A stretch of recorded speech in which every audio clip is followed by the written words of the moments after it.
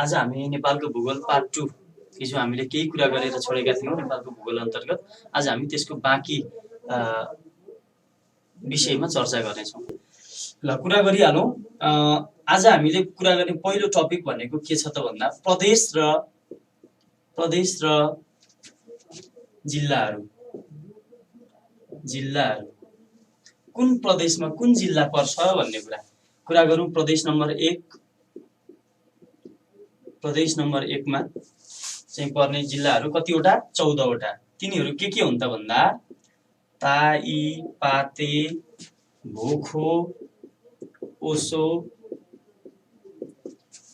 उसु, झामो, धसम। ल हेर्नुहोस् है, ताई, पाते, भोखो, ओसो, उसु, झामो, धसम। यो पछाडिको आएन छ, म मुनि लेखिदिन्छु है। उसु, झामो, धसम है। ताई, पाते, भोखो, ओसो।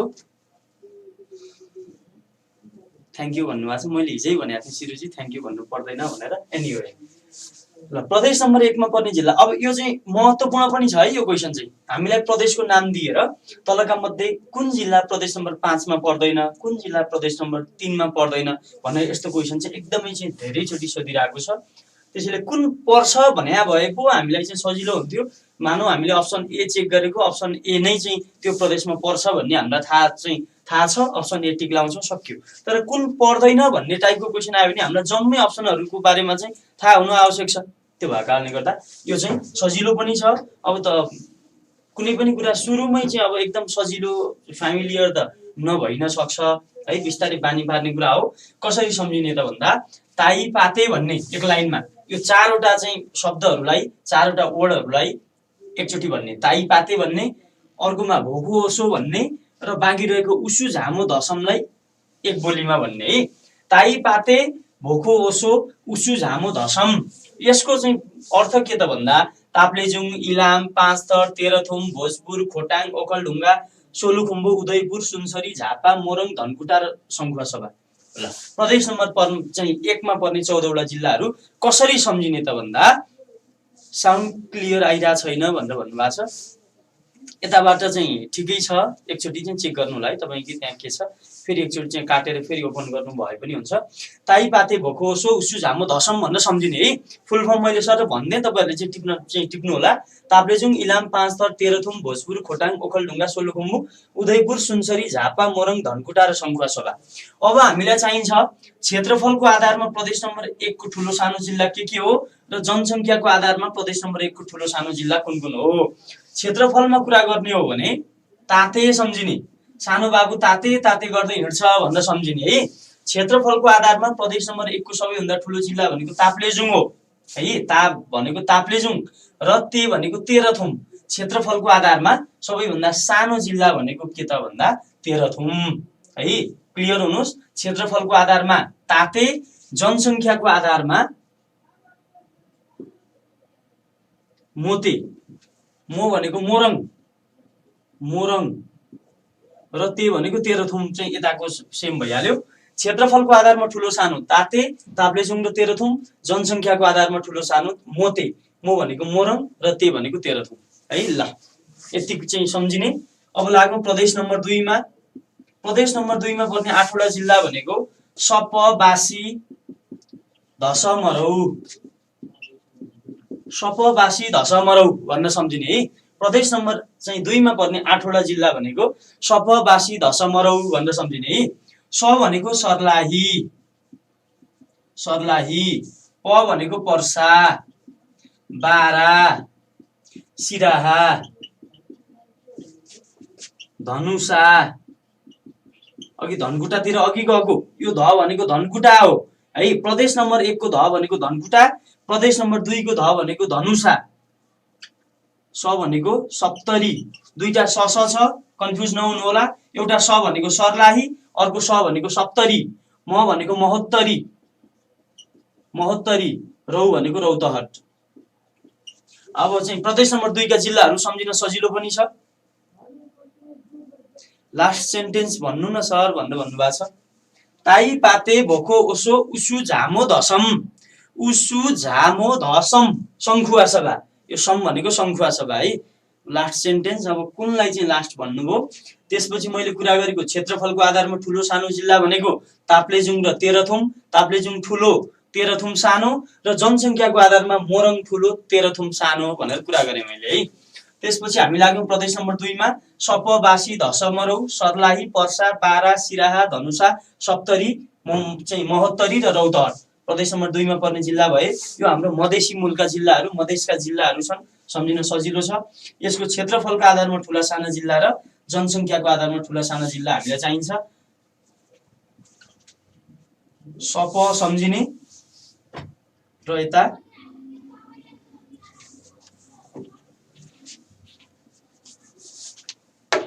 ल यता सम्झिने सम, यता सम्झिने सप है। ल अब दुईटा स छ यसमा, दुईटा स पालै पालो एक एक गुण्डा हो।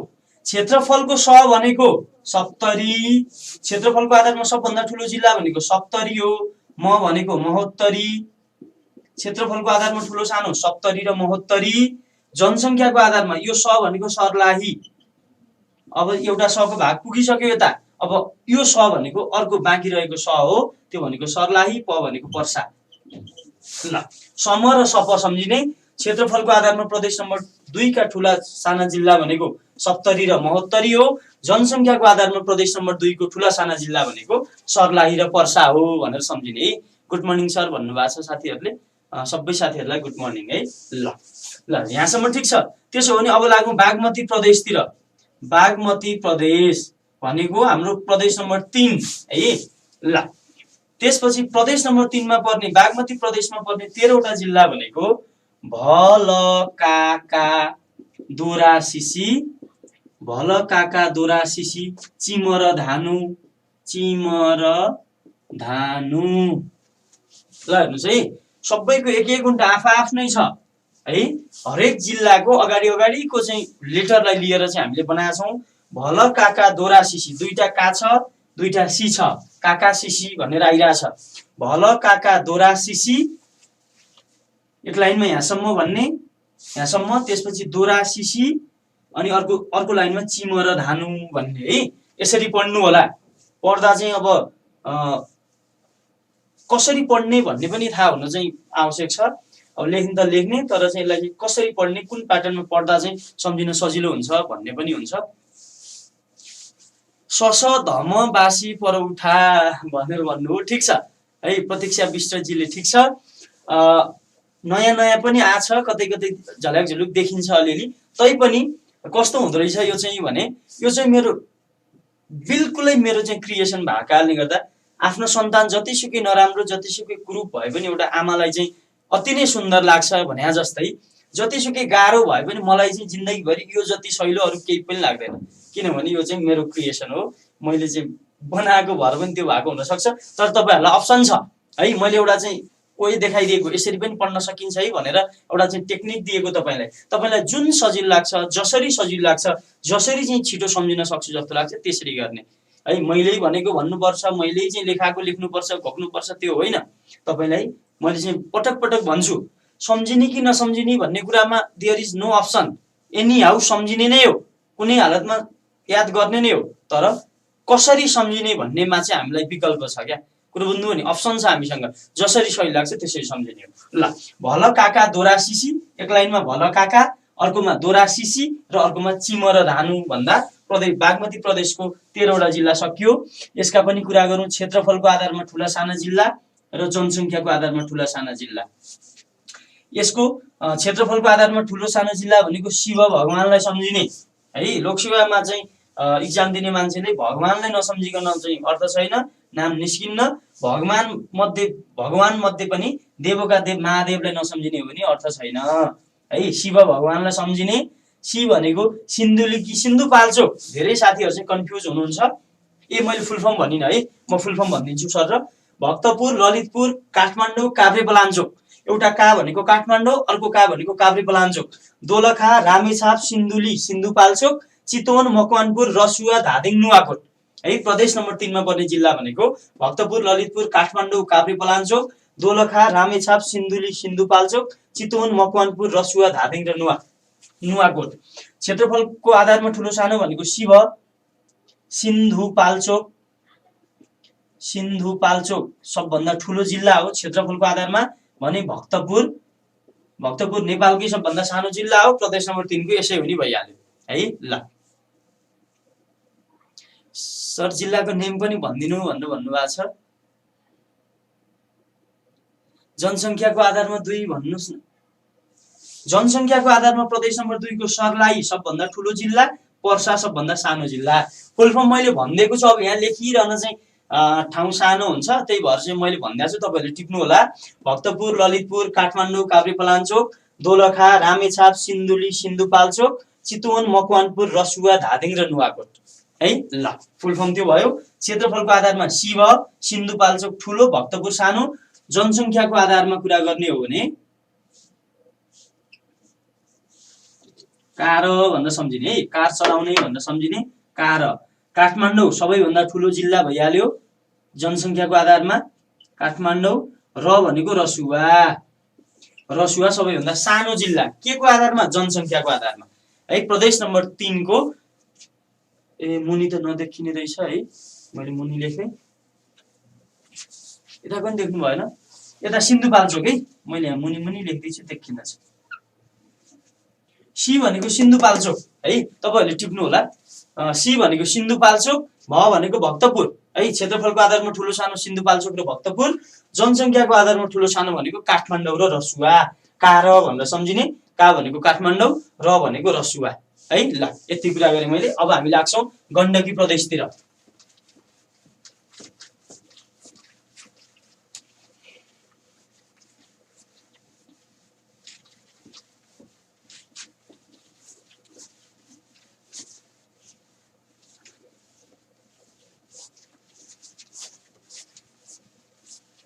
ल कुरा गरौँ गण्डकी प्रदेश।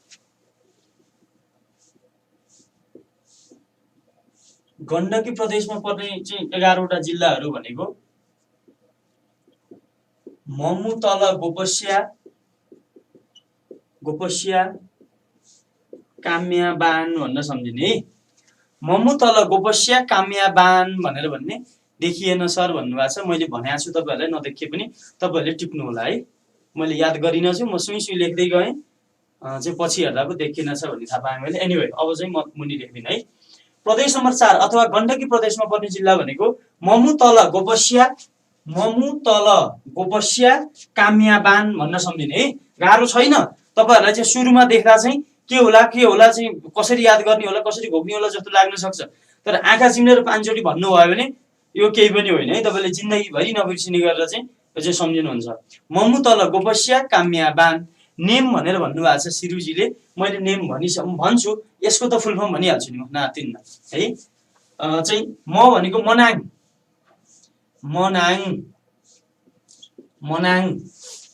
मु भनेको मुस्ताङ, मनाङ मुस्ताङ। तनहुँ लमजुङ गोर्खा पर्वत स्याङ्जा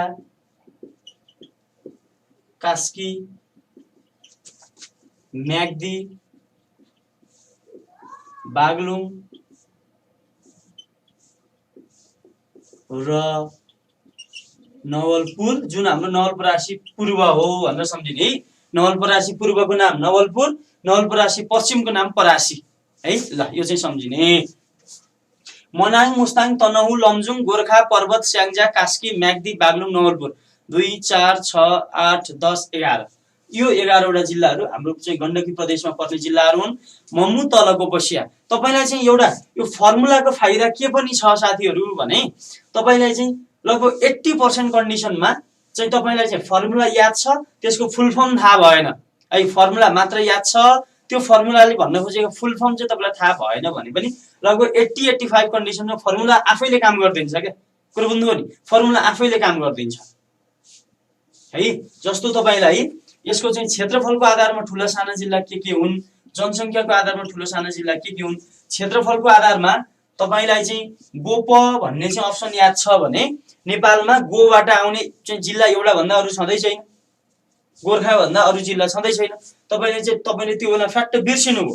गो भनेको चाहिँ गोर्खा हो भनेर बिर्सिनु भयो भने गो देख्ने बित्तिकै अब त्यहाँ गोर्खा भन्ने अप्सन देख्ने बित्तिकै तपाईँलाई यो गोले चाहिँ गो फर गोर्खा हो भन्ने चाहिँ थाहा भइहाल्छ। त्यही भएर तपाईँको पहिलो काम भनेको फर्मुला याद गर्ने, फर्मुला सम्झिने, त्यसपछि दोस्रो काम भनेको त्यो फर्मुलाको चाहिँ फुल फर्म के रहेछ भनेर जान्ने है। फर्स्टमा चाहिँ फर्मुला याद गर्ने चाहिँ प्रदेश नम्बर 4 को क्षेत्रफलको आधारमा ठुला साना जिल्ला भनेको गोप, गोर्खा सबभन्दा ठुलो जिल्ला, पर्वत सबभन्दा सानो जिल्ला है। गोप भनेर सम्झिने, जनसङ्ख्याको आधारमा काम भनेर सम्झिने।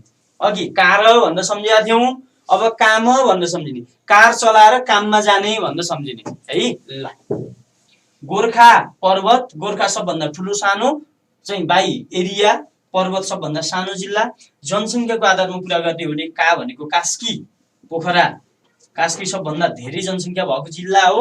म भनेको के मनाङ, यो नेपालकै सबैभन्दा कम चाहिँ जनसङ्ख्या भएको जिल्ला हो। प्रदेश नम्बर 4 को यसै हो नि भइहाल्यो। ल यति कुरा गर्यौँ हामीले प्रदेश नम्बर 4 मा। अब हामी लाग्छौँ प्रदेश नम्बर 5। प्रदेश नम्बर 5 मा पर्ने जिल्लाहरू भनेका के हुन्? गुरु पान करो अरु पिउँदा बाब, अरु पिउँदा बाब। गुरु पान करो एक लाइनमा यहाँसम्म, त्यसपछि अरु पिउँदा बाब भनेर अर्को लाइनमा त्यता है। गुरु पान करो अरु पिउँदा बाब भनेर सम्झिने, गुरु पान करो अरु पिउँदा बाब भनेर सम्झिने। गु भनेको गुल्मी, गुल्मी। रु भनेको रूपन्देही, रूपन्देही पाल्पा। न भनेको नवलपरासी पश्चिम, नवलपरासी पश्चिम। यसको नाम चाहिँ परासी मात्रै हो है। अब यो फर्मुलामा चाहिँ न नै भनेर राखिएको छ, किनभने परासीको प राखेर चाहिँ कन्फ्युज भइन सक्छ। प्रदेश नम्बर 2 मा पर्सा छ, प्रदेश नम्बर 4 मा पर्वत छ, प्रदेश नम्बर 5 मा परासी गर्दा चाहिँ कन्फ्युज भइन सक्छ कि भनेर न नै राखिएको छ। अब हामीले बुझ्ने कुरा चाहिँ यो न भनेको नवलपरासी पश्चिम हो। प्रदेश नम्बर 4 को न भनेको नवलपरासी पूर्व थियो जसको नाम नवलपुर हो, र प्रदेश नम्बर 5 को न भनेको नवलपरासी पश्चिम हो जसको नाम परासी हो भनेर चाहिँ सम्झिने है। पी भनेको पर्वत हो भनेर भन्नुभएको छ, हो पी भनेको पर्वत हो है, यताको पी भनेको पर्वत हो। ल नवलपरासी पश्चिम। क भनेको कपिलवस्तु, कपिलवस्तु। रो भनेको रोल्पा, अ भनेको अर्घाखाँची, अर्घाखाँची। रु भनेको रुकुम पूर्व, रुकुम पूर्व अथवा पूर्वी रुकुम पनि भन्छौँ हामी। प्यु भनेको प्युठान, प्युठान स्वर्गद्वारी। दा भनेको दाङ, बा भनेको बाँके, ब भनेको बर्दिया। ल यति जिल्लाहरू हाम्रो प्रदेश नम्बर 5 मा पर्ने जिल्लाहरू हुन् भनेर सम्झिन्छौँ हामी है। गुरु पान करो अरु पिउँदा बाप भनेर पहिलो लाइनमा यो सम्झिने, गुरु पान करो यहाँसम्म एउटा बोलीमा, र अरु पिउँदा बाप भनेर यो अर्को बोलीमा है। चाहिँ गुल्मी, रूपन्देही, पाल्पा, नवलपरासी पश्चिम जसको नाम परासी हो, कपिलवस्तु, रोल्पा, अर्घाखाँची, रुकुम पूर्व, प्युठान, दाङ, बाँके, बर्दिया भनेर सम्झिने। अब चाहिँ स्मरण रहोस्, नवलपरासी हाम्रो चाहिँ पछिल्लो नेपालको चाहिँ संरचना अनुसार टुक्रिएका जिल्ला दुईटा हुन्। एउटा नवलपरासी, नवलपरासी पूर्व र पश्चिम थियो। नवलपरासी पूर्वको नाम नवलपुर हो, नवलपरासी पश्चिमको नाम परासी हो। चाहिँ पूर्वी नवलपरासी, नवलपरासी पूर्व अथवा नवलपुर प्रदेश नम्बर 4 मा पर्छ, र पश्चिम चाहिँ प्रदेश नम्बर 5 मा पर्छ। यही चाहिँ टुक्रा टुक्रा पार्दा भाग नमिलेरै चाहिँ फुटाएको हो है, बुझ्नुभयो नि। त्यसैले चाहिँ पूर्वी नवलपरासी यसमा 4 मा पर्छ, पश्चिम नवलपरासी 5 मा पर्छ। त्यसै गरी अर्को फुटाएको भनेको रुकुम हो, रुकुम पूर्व प्रदेश नम्बर 5 मा पर्छ, रुकुम पश्चिम अहिले हामी कुरा गर्छौँ प्रदेश नम्बर 6 मा पर्छ। यति कुरा चाहिँ प भनेको पूर्व भनेर भन्नुभयो, प भनेको पर्वत है, यो प भनेको पर्वत हो। त्यसपछि यो रुकुम पूर्व, यो रु भनेको रुकुम पूर्व है, रुकुम पूर्व अथवा पूर्वी रुकुम भनेर सम्झिने। अब लाग्नु प्रदेश नम्बर 5 को क्षेत्रफलको आधारमा ठुलो साना जिल्ला के हुन् र जनसङ्ख्याको आधारमा ठुलो साना जिल्ला के हुन्। क्षेत्रफलको आधारमा सम्झिने दान, हामीले जति कमाए पनि दान दिन भुल्नु हुँदैन भनेर सम्झिने, दान है। ल दा भनेको दाङ सबैभन्दा ठुलो जिल्ला हो क्षेत्रफलको आधारमा, न भनेको नवलपरासी पश्चिम, नवलपरासी पश्चिम जसको नाम परासी हो, त्यो चाहिँ क्षेत्रफलको आधारमा सानो जिल्ला। अब जनसङ्ख्याको आधारमा ठुलो सानो जिल्ला भनेको रुरु भन्न सम्झिने है। जनसङ्ख्याको आधारमा सबभन्दा ठुलो सानो जिल्ला भनेको रुरु। रु भनेको रूपन्देही जहाँ हाम्रो बुटोल छ, बुटोल, र अर्को रु भनेको रुकुम पूर्व, रुकुम पूर्व है। रुकुम पूर्व अथवा पूर्वी रुकुम चाहिँ क्षेत्रफलको चाहिँ जनसङ्ख्याको आधारमा सबभन्दा सानो जिल्ला हो। सम्झिने, क्षेत्रफलको आधारमा ठुलो सानो जिल्ला भनेको दाङ हो, दाङ र नवलपरासी पश्चिम अथवा परासी।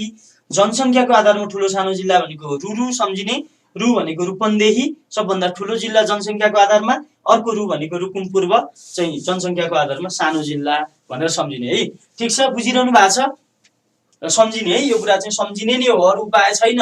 यो बुझ्ने याद चाहिँ बुझ्ने भन्दा पनि अब चाहिँ पहिला सम्झिने अनि बल्ल आफै बुझिन्छ।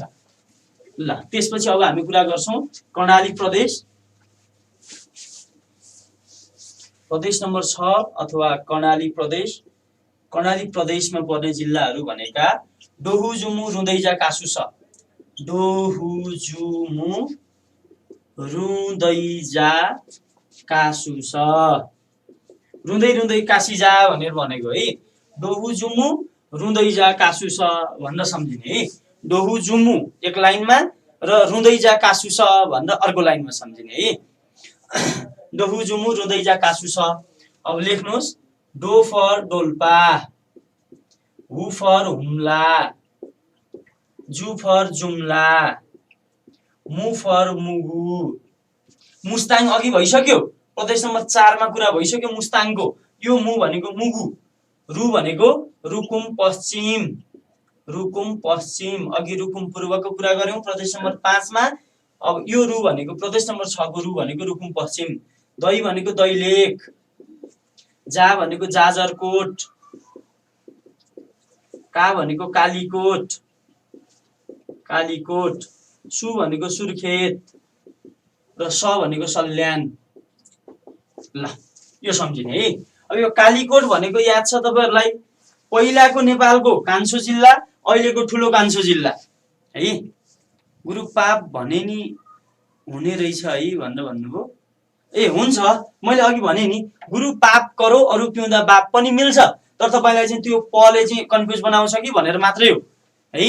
पले चाहिँ तपाईलाई चाहिँ यदि चाहिँ नवलपरासी पश्चिम भन्दा हैन म त परासी नै याद गर्छु, परासी नै मा चाहिँ क्लियर हुन्छु भन्ने हो भने गुरु पाप करो अरु पिउँदा बाप भन्दा पनि हुन्छ, तर तपाईलाई चाहिँ 5 मा 4 मा पनि प छ, यता पनि प छ, त्यसले चाहिँ कन्फ्युज बनाउँछ कि भन्दा मात्रै हो। एनीवे तपाईलाई जसरी सजिलो लाग्छ त्यसरी तपाईले सम्झिने। ल कालीकोट भनेको अहिलेको नेपालको ठुलो कान्छो जिल्ला हो है। किनभने पहिला चाहिँ कान्छो कान्छो भनेर मान्दै आएको हाम्रो गाउँघरतिर पनि हुन्छ नि त। अब चाहिँ पहिला पहिला त गाउँघरतिर चाहिँ अब धेरै चाहिँ सन्तान हुने चलन थियो। अनि ल यो चाहिँ अब मेरो कान्छो होला, अब चाहिँ मेरो चाहिँ बच्चा नपाउने होला भनेर चाहिँ त्यसलाई कान्छो कान्छो भनेर सबैले कान्छो भन्न चाहिँ सुरु गरियो। लास्टमा चाहिँ कान्छो अर्को आइदियो भनेपछि उ के भयो, ठुलो कान्छो, कान्छाहरू मध्येको ठुलो, ठुलो कान्छो भने जस्तै पहिला हामीले नेपालको कान्छो जिल्ला भनेर कालीकोटलाई चाहिँ भन्दै आएको। अब अहिले अर्को आइदियो, अर्को भने के हो, नेपालको अहिलेको कान्छो जिल्ला कुन हो, रुकुम पूर्व। रुकुम पूर्व नेपालको कान्छो जिल्ला हो। हामी चाहिँ प्रशासनिक तथा राजनैतिक विभाजनमा पनि कुरा गर्छौं। यो कान्छो हुने बित्तिकै पहिलाको कान्छो के हुनु पर्यो, ठुलो कान्छो हुनु पर्यो। ल सम्झिने है त। ल अब कुरा गरौँ क्षेत्रफलको आधारमा कर्णाली प्रदेशको ठुलो सानो के हो, जनसङ्ख्याको आधारमा ठुलो सानो के हो। क्षेत्रफलको आधारमा सम्झिने भनेको डोरु सम्झिने। डो भनेको डोल्पा, यो नेपालकै सबभन्दा ठुलो जिल्ला भइहाल्यो, कर्णाली प्रदेशको नहुने कुरै भएन। डोल्पा सबभन्दा ठुलो जिल्ला क्षेत्रफलको आधारमा। रु भनेको के, रुकुम पश्चिम, रु भनेको रुकुम पश्चिम अथवा पश्चिम रुकुम है, जे पनि भन्न सक्छ, कुरा उही हो। डोल्पा सबभन्दा ठुलो जिल्ला बाइ एरिया, रुकुम पश्चिम सबभन्दा सानो चाहिँ जिल्ला हो है क्षेत्रफलको आधारमा। जनसङ्ख्याको कुरा गर्ने हो भने सुडो भन्न सम्झिने है। सुडो साथीहरूले अब सुड्डो भन्ने चाहिँ कतिको गर्नु भएको छ, चलन छ कि छैन तपाईहरुकोतिर, नभए कतै कतै सुनिन्छ के कस्तो सुड्डो रहेछ, कति सुड्डी रहेछ भन्ने सुनिन्छ नि त हैन। त्यही सुडो सम्झिने। सु भनेको सुर्खेत सबभन्दा ठुलो जिल्ला हो क्षेत्र चाहिँ जनसङ्ख्याको आधारमा। डो भनेको डोल्पा, यता सबभन्दा चाहिँ धेरै क्षेत्रफल भएको आइरहेको थियो, यतापट्टि सबभन्दा थोरै जनसङ्ख्या भएको चाहिँ जिल्ला भन्दा आइरहेको छ डोल्पा है। ल यति कुरा हामी सम्झिन्छौँ। डोरु र सुडो सम्झिने। डोल्पा सबभन्दा ठुलो जिल्ला बाइ एरिया, चाहिँ रुकुम पश्चिम सबभन्दा सानो एरिया, जनसङ्ख्याको आधारमा सुर्खेत ठुलो जिल्ला, डोल्पा चाहिँ सानो जिल्ला भनेर सम्झिने। अब लागौँ हाम्रो चाहिँ अन्तिमको चाहिँ प्रदेश। फेरि साथीहरूलाई चाहिँ सरले चाहिँ हाम्रो प्रदेशलाई अन्तिम भन्नुभयो चाहिँ भन्ने अर्थ लाग्ला, मैले त्यो अर्थमा भन्न खोजेको होइन।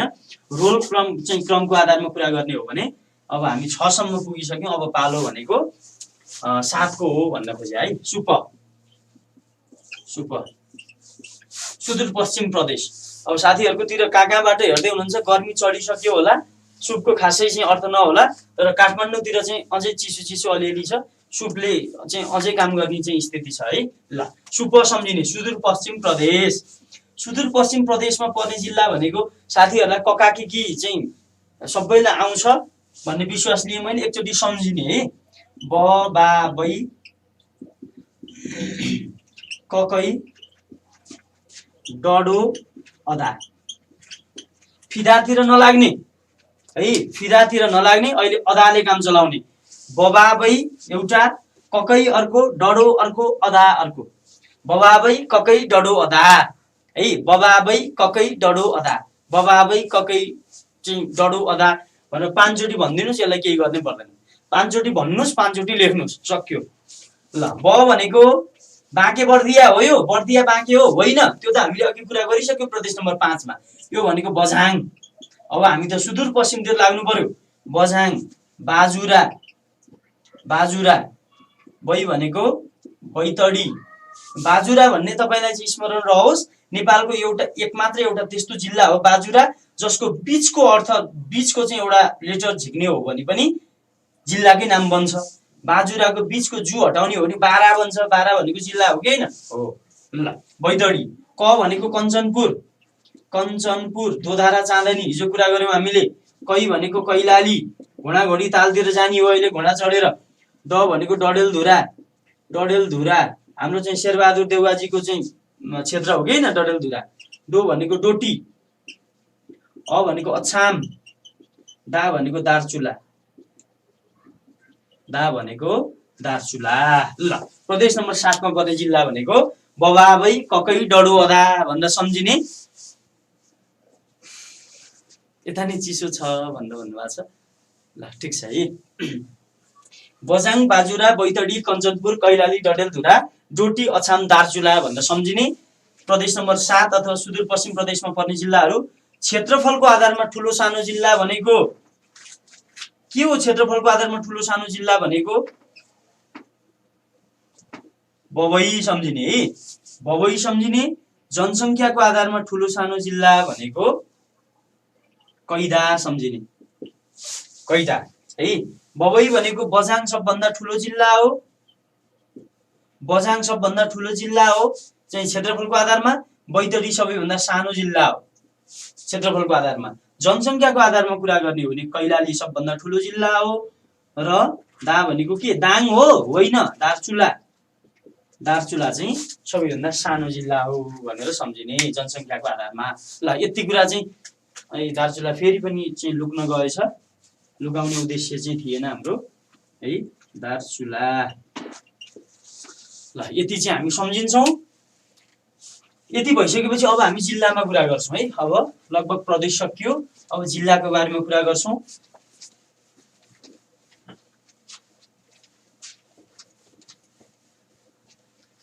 साथीहरूले नाम बिर्सिनुहुन्छ कि भनेर मैले माथि टपमा पनि लेखिदिएको छु।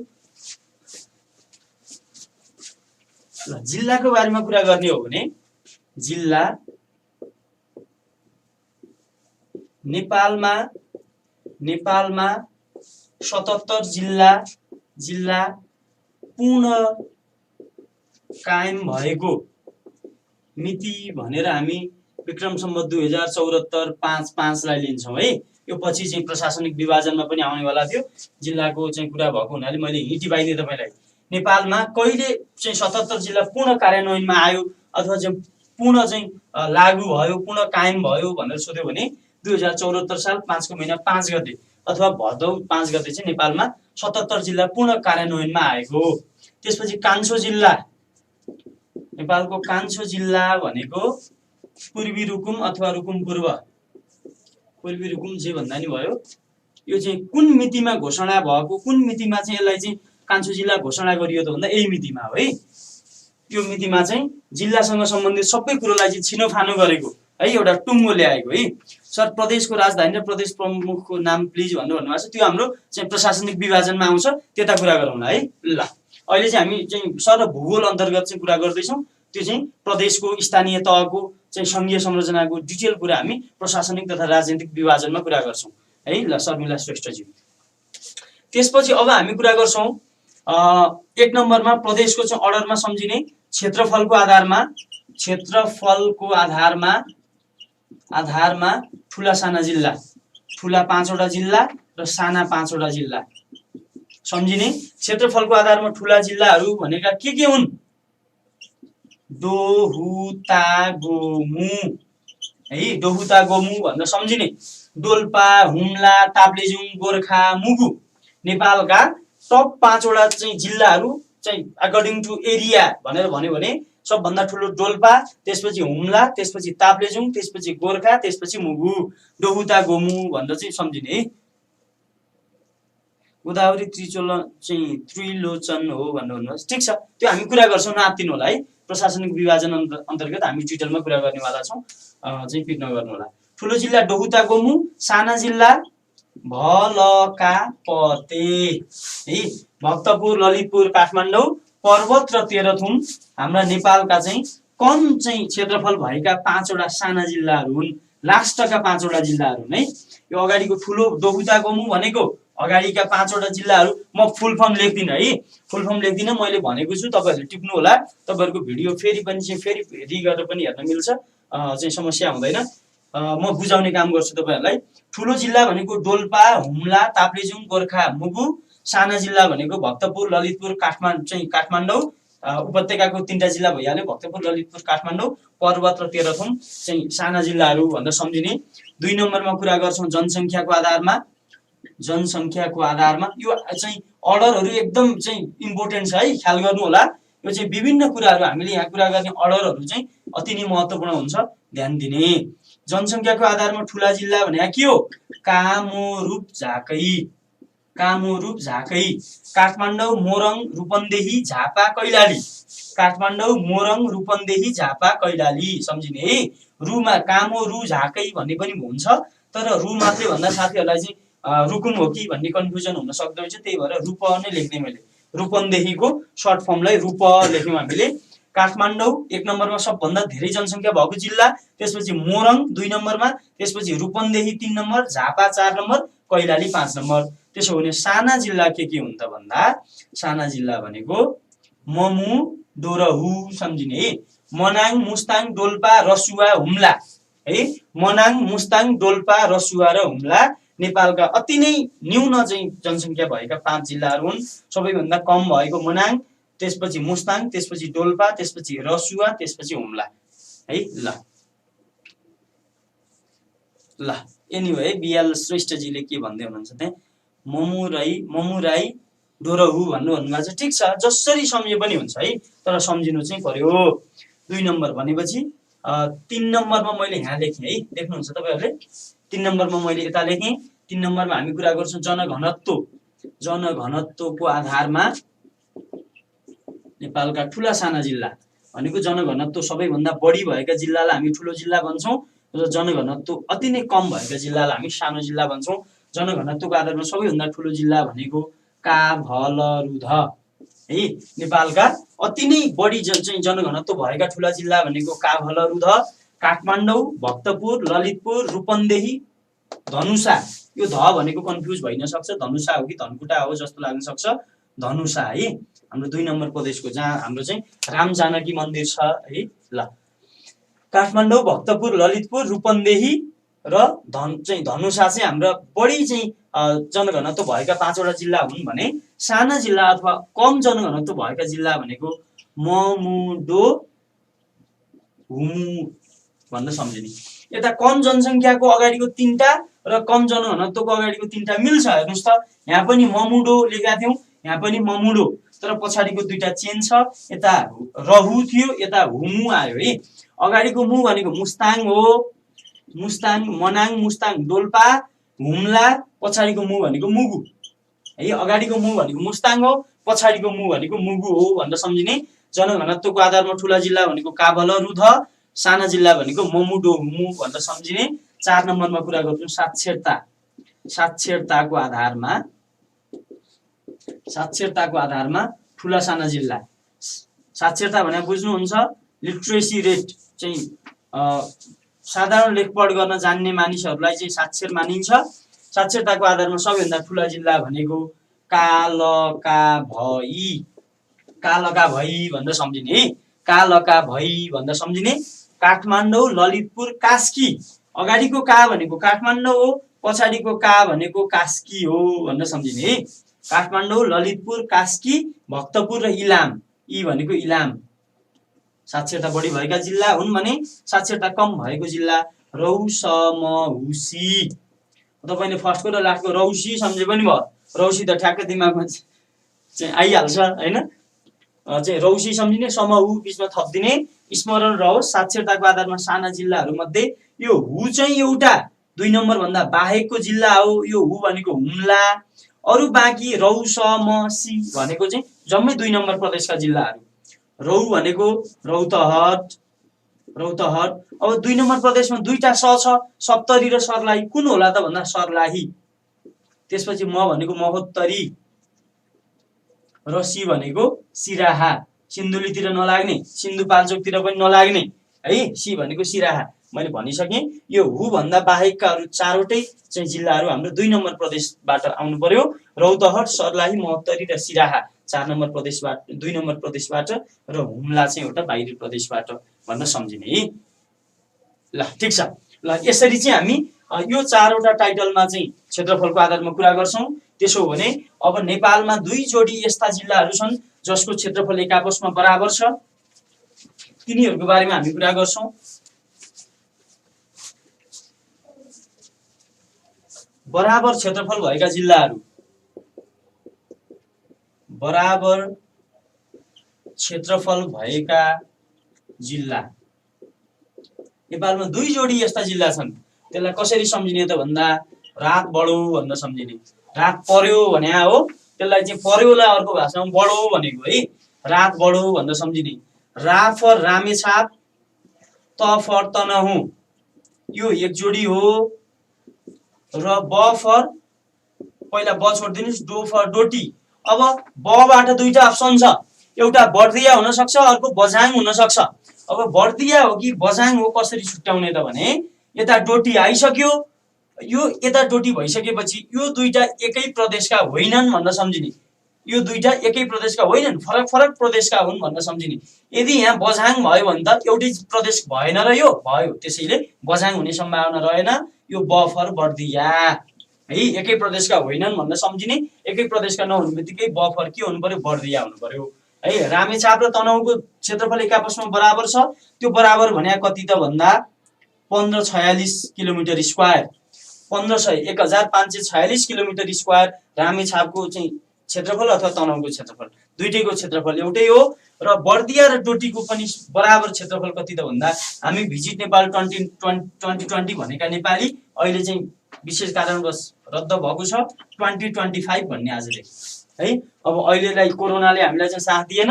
अब हामी भिजिट नेपाल 2025 मा मनाउँछौँ भनेर भन्ने 2025 किलोमिटर स्क्वायर है। बर्दिया र डोटी जिल्लाको चाहिँ क्षेत्रफल कति रहेछ त भन्दा 20-25 किलोमिटर स्क्वायर रहेछ भनेर सम्झिने। अब त्यसै गरी बराबर क्षेत्रफलमै कुरा गर्ने हो भने बराबर क्षेत्रफल भएका नपाहरू, नगरपालिकाहरू। नेपालमा एक जोडी यस्ता नगरपालिकाहरू छन्, तिनीहरूको क्षेत्रफल एक आपसमा बराबर छ। तिनीहरू भनेका के हुन्? नपाहरू। विवाहमा चाहिँ दुलैलाई के भनिन्छ? वधु भनिन्छ। दुलालाई वर भनिन्छ है, दुलैलाई वधु भनिन्छ। अब चाहिँ नभोगिएका साथीहरूलाई त्यति चाहिँ अवगत नहुन सक्छ, तैपनि जान्दै गर्नु होला। किनभने एक दिन घुमेर चाहिँ पृथ्वी गोलो छ, सबैको पालो आउँछ भनेर भन्छन् के अरे। बराबर क्षेत्रफल भएका नगरपालिका भनेका बधु सम्झिने, ब फर बनेपा, धु फर धुलीखेल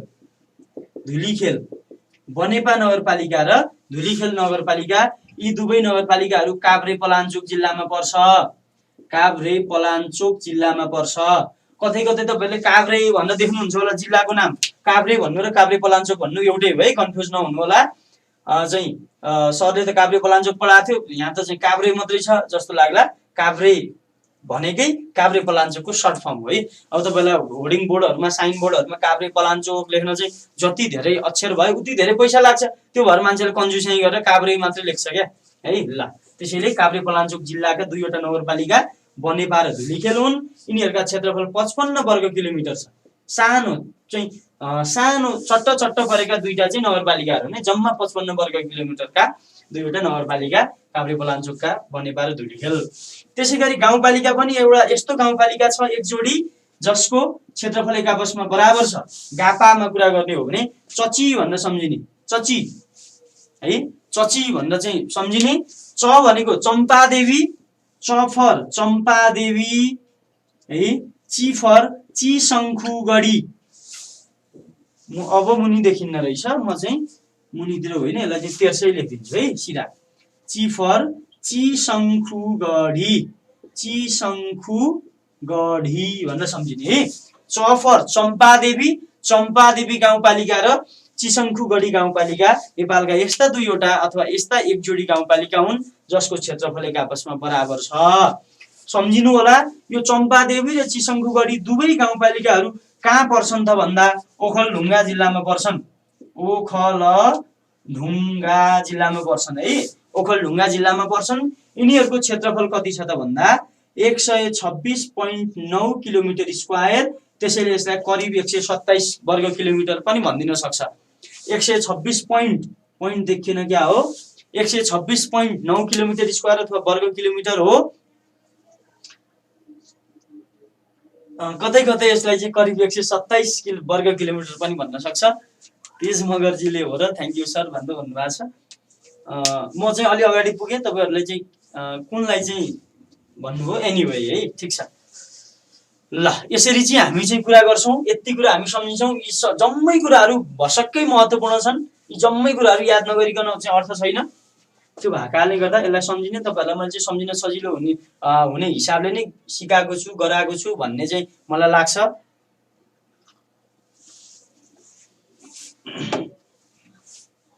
तै पनि कस्तो लागेको छ, के भइरहेको छ जानकारी गराउनु होला है। ल त्यसपछि अब हामी कुरा गर्छौं सिमाना। सिमाना भन्दा पहिला एउटा चाहिँ पिछडिएका 9 जिल्ला, पिछडिएका 9 जिल्लाहरू नेपालका कुन 9 वटा जिल्लालाई चाहिँ पिछडिएको जिल्लाको रूपमा चाहिँ सूचीकृत गरिएको छ। गापा भनेको गाउँपालिका है, नपा भनेको नगरपालिका, गापा भनेको गाउँपालिका है, गाउँपालिका। ल पिछडिएका 9 जिल्ला सम्झिने तरिका भनेको हुमुडो जुका अब बाजा। ल हुमुडो जुका अब बाजा नेपालका देखिएन भन्नुभएको छ। चम्पादेवी गाउँपालिका, च भनेको चम्पादेवी गाउँपालिका, ची भनेको चिशंखुगढी गाउँपालिका। मैले मुनि लेखेको छैन। चिशंखुगढी गाउँपालिका, यो दुवै गाउँपालिका ओखलढुङ्गा जिल्लामा पर्छन् र यिनीहरूको क्षेत्रफल 126.9 किलोमिटर स्क्वायर छ। यो भनेको करिब 127 वर्ग किलोमिटर पनि भन्छ है त। ल सर दोहोऱ्याइदिनु होला भन्नुभएको छ तेजजीले। तपाईहरुले चाहिँ सर यो चाहिँ दोहोऱ्याइदिनु भन्नु भने मलाई अलि सजिलो हुन्छ के। दोहोऱ्याइदिनु म अलि अगाडि बढिसकेको हुन्छु, अनि चाहिँ अब कुनलाई भन्नुभयो मलाई अलिकति चाहिँ कन्फ्युज हुन सक्छ।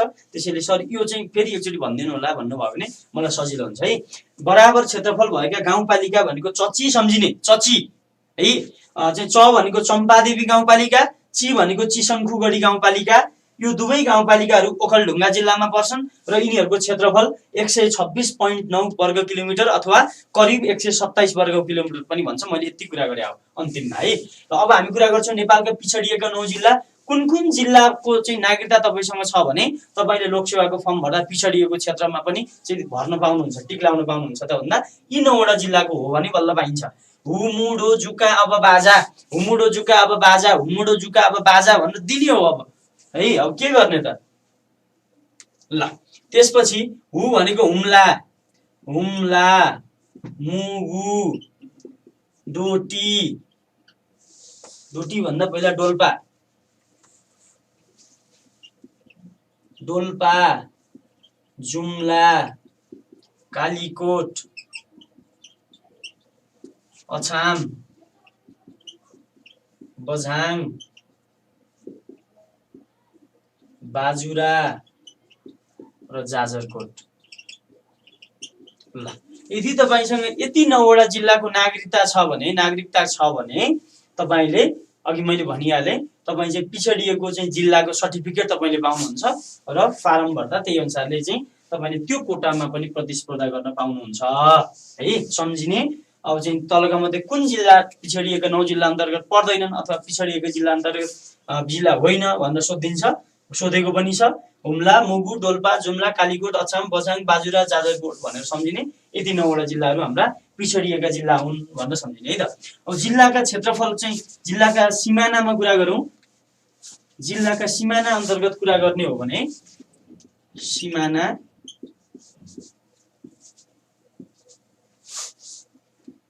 यता चीन भयो, यता भारत भयो। चीन र भारत दुवैलाई चाहिँ छुने भनेको दाता सम्झिने। चीन र भारत हाम्रा दाता हुन्, तिनीहरूले दिएपछि मात्रै हामीले खान पाइन्छ, नत्र हामी भोकै मर्नुपर्छ भनेर सम्झिने है। चीन र भारत दाता। त्यसपछि चीनलाई मात्रै छुने 13 वटा, भारतलाई मात्रै छुने 25 वटा है। यो चाहिँ मात्रै हो, यति भनेको मात्रै हो, भारत मात्रै, ओन्ली इन्डिया अथवा ओन्ली भारत है। यो 13 वटा भनेको चीन मात्रै हो, ओन्ली चीन, ओन्ली चीन, चीनलाई मात्रै छुने। यो 13 वटा जिल्लाले चीनलाई मात्रै छुन्छ, यो 25 वटा जिल्लाले भारतलाई मात्रै छुन्छ। तर चीनलाई छुने भन्यो भने चाहिँ यो 13 वटाले त यसै छोइहाल्छ चीनलाई मात्रै, प्लस बाँकी रहेको यो बीचको दुईटाले पनि चीनलाई छुन्छ। चीनलाई छुने भन्यो भने 13 + 2 15 वटा, चीनलाई छुने, चीनलाई छुने भन्यो भने 15 वटा, चीनलाई मात्र छुने, चीनलाई मात्र छुने भन्यो भने 13 वटा। कुरो बुझ्नु होला। चीनलाई मात्रै छुने भनेको चीनलाई मात्रै छुनु पर्यो, अरु देशलाई छोएको हुनु भएन। तर यो दुईटा देशले त भारतलाई पनि छोइरहेछ नि त, त्यसैले चीनलाई मात्रै छुने भन्दा यो दुईटा लिन पाइएन। त्यो भन्दा बाहेकको बाँकी रहेको यो 13 वटाले चीनलाई मात्रै छुन्छ, भारतलाई छुँदैन। र भारतलाई मात्रै छुने, भारत मात्र छुने अथवा पहिला भारत छुने भनेर भनौँ, भारतलाई छुने भनेर भन्यो भने कतिवटा 25 + 2, यो दुईटाले भारतलाई पनि त छुन्छ। 25 + 2 27 वटा, 27 वटाले टोटल भारतलाई छुन्छ। अब भारत मात्र छुने, मैले यहाँसम्म लेख्दिएँ है त, अलिक गाह्रो हुँदो रहेछ। भारत मात्रै छुने भने 25 वटा सम्झिनु होला है। यो मात्र तपाईलाई थाहा छ, मैले चाहिँ स्मरण मात्रै गराइदिएको तपाईहरुलाई।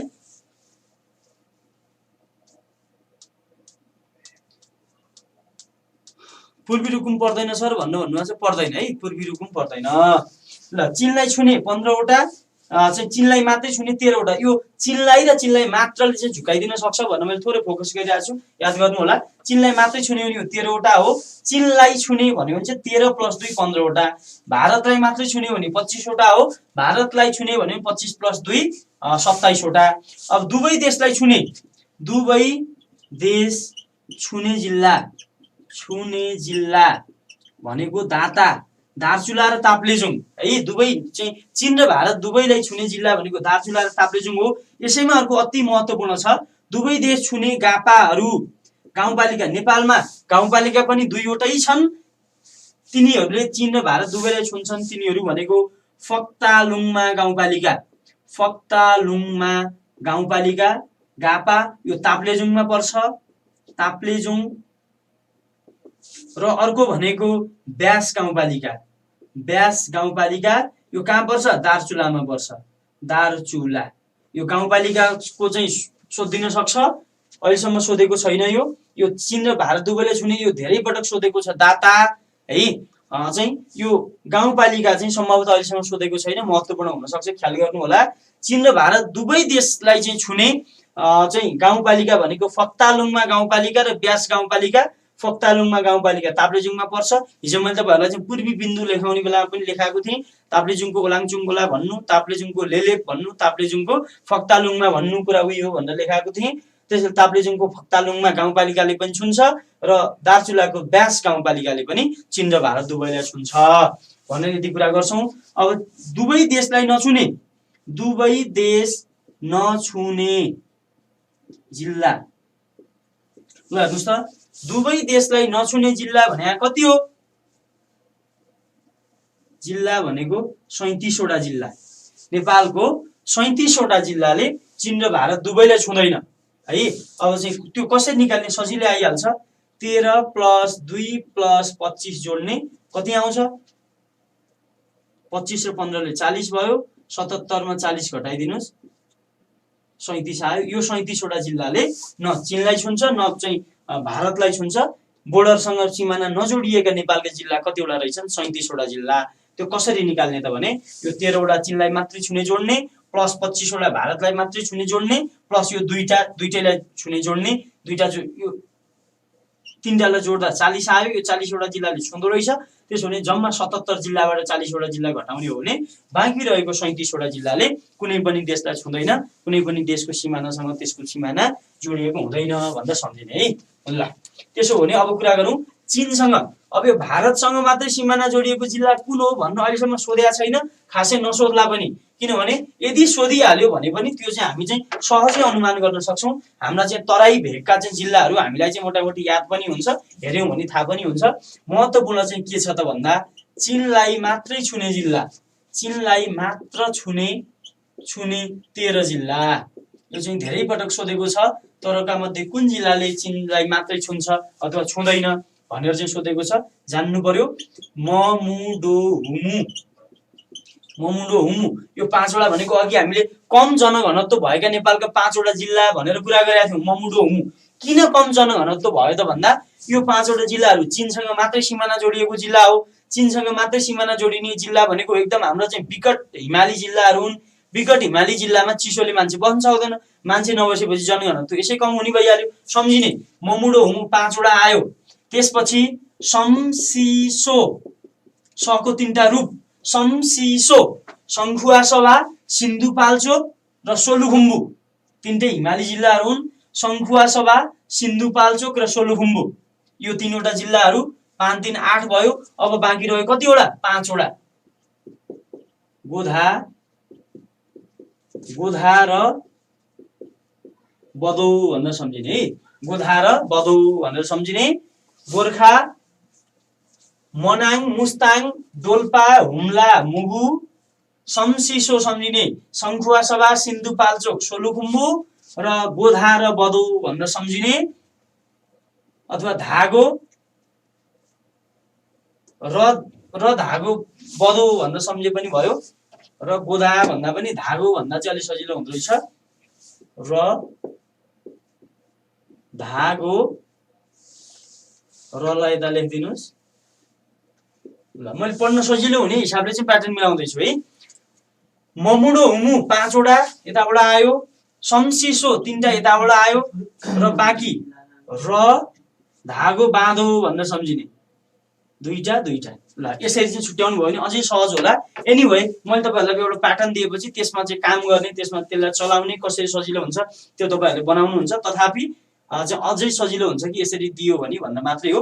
र भनेको रसुवा, धादिङ, गोर्खा, बझाङ र दोलखा है। दो भनेको दोलखा, बझाङ, गोर्खा, धादिङ, रसुवा, सोलुखुम्बु, सिन्धुपाल्चोक, सङ्खुवासभा, मुगु, हुम्ला, डोल्पा, मुस्ताङ र मनाङ यति 13 वटा जिल्लाको सिमाना हाम्रो केसँग मात्रै जोडिएको छ त भन्दा चीनसँग मात्रै जोडिएको छ भनेर सम्झिने है। यो चाहिँ धेरै पटक सोधेको पनि छ, इम्पोर्टेन्ट पनि छ, चाहिँ ख्याल गर्नु होला है। चीनलाई मात्र छुने 13 वटा जिल्ला भनेको ममुडोहुमु, समसिसो र धागो बदौ भनेर सम्झिने। ल यसरी हामी कुरा गर्छौँ। अब हामी कुरा गर्छौँ नेपालका पर्वतमाला, नेपालका पर्वतमालाको बारेमा कुरा गर्छौँ। कुरा गर्नुपर्ने धेरै छ, समय आज पनि चाहिँ लगभग सकिन लागिसकेको रहेछ। पर्वतमाला अन्तर्गत कुरा गर्ने हो भने पर्वतमाला अथवा पर्वत चाहिँ श्रेणी सबैभन्दा पहिलो आरोहण खोलिएको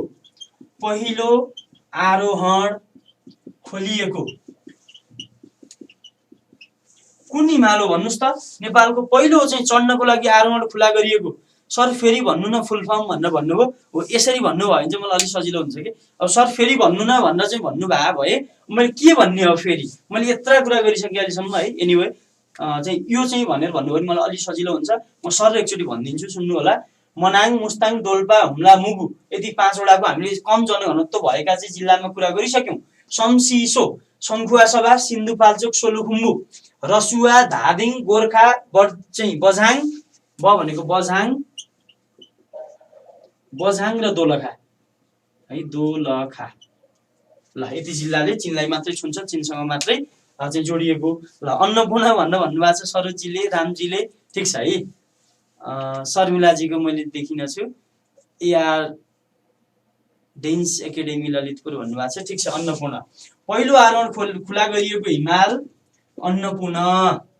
कहिले खुला गरियो भन्नुस् त? कहिले? सन् 1949।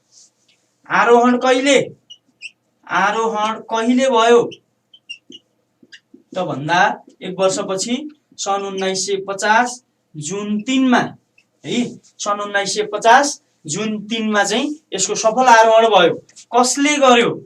यसको सफल आरोहण कसले गर्यो त भन्दा फ्रेन्च दलले गर्यो। फ्रेन्च टिमले, फ्रान्सका चाहिँ मानिसहरूको एउटा टिमले चाहिँ सफल आरोहण गर्यो सन् 1950 जुन 3 मा।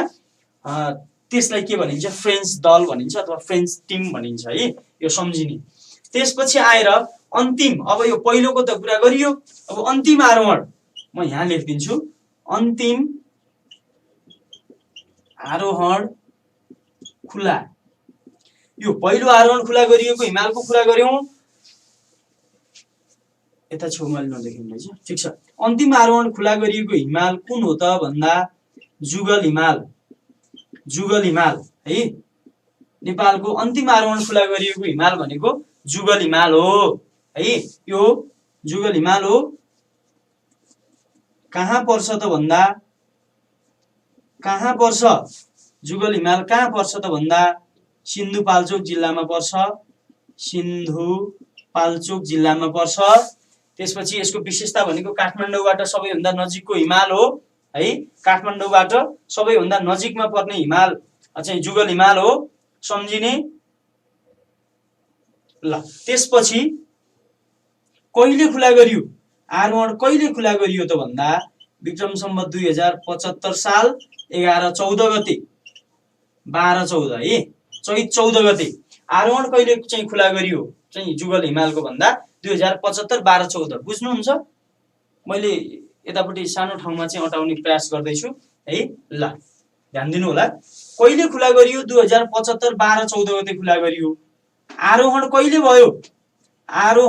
भयो त भन्दा खुला गरिएको 12 दिन पछाडि भनेको 2075 साल 12 को महिना 26 गते 14 गते खुला गरियो। त्यसको 12 दिन पछि भनेको चैत 26 गते चाहिँ सफल आरोहण भयो।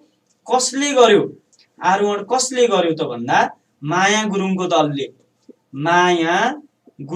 दल भनेर सम्झिने है। एउटा टिम हो जसको चाहिँ नेतृत्व, जसको चाहिँ लिडिङ चाहिँ कसले गरिन् त भन्दा माया गुरुङले गरिन् भनेर चाहिँ भन्ने है।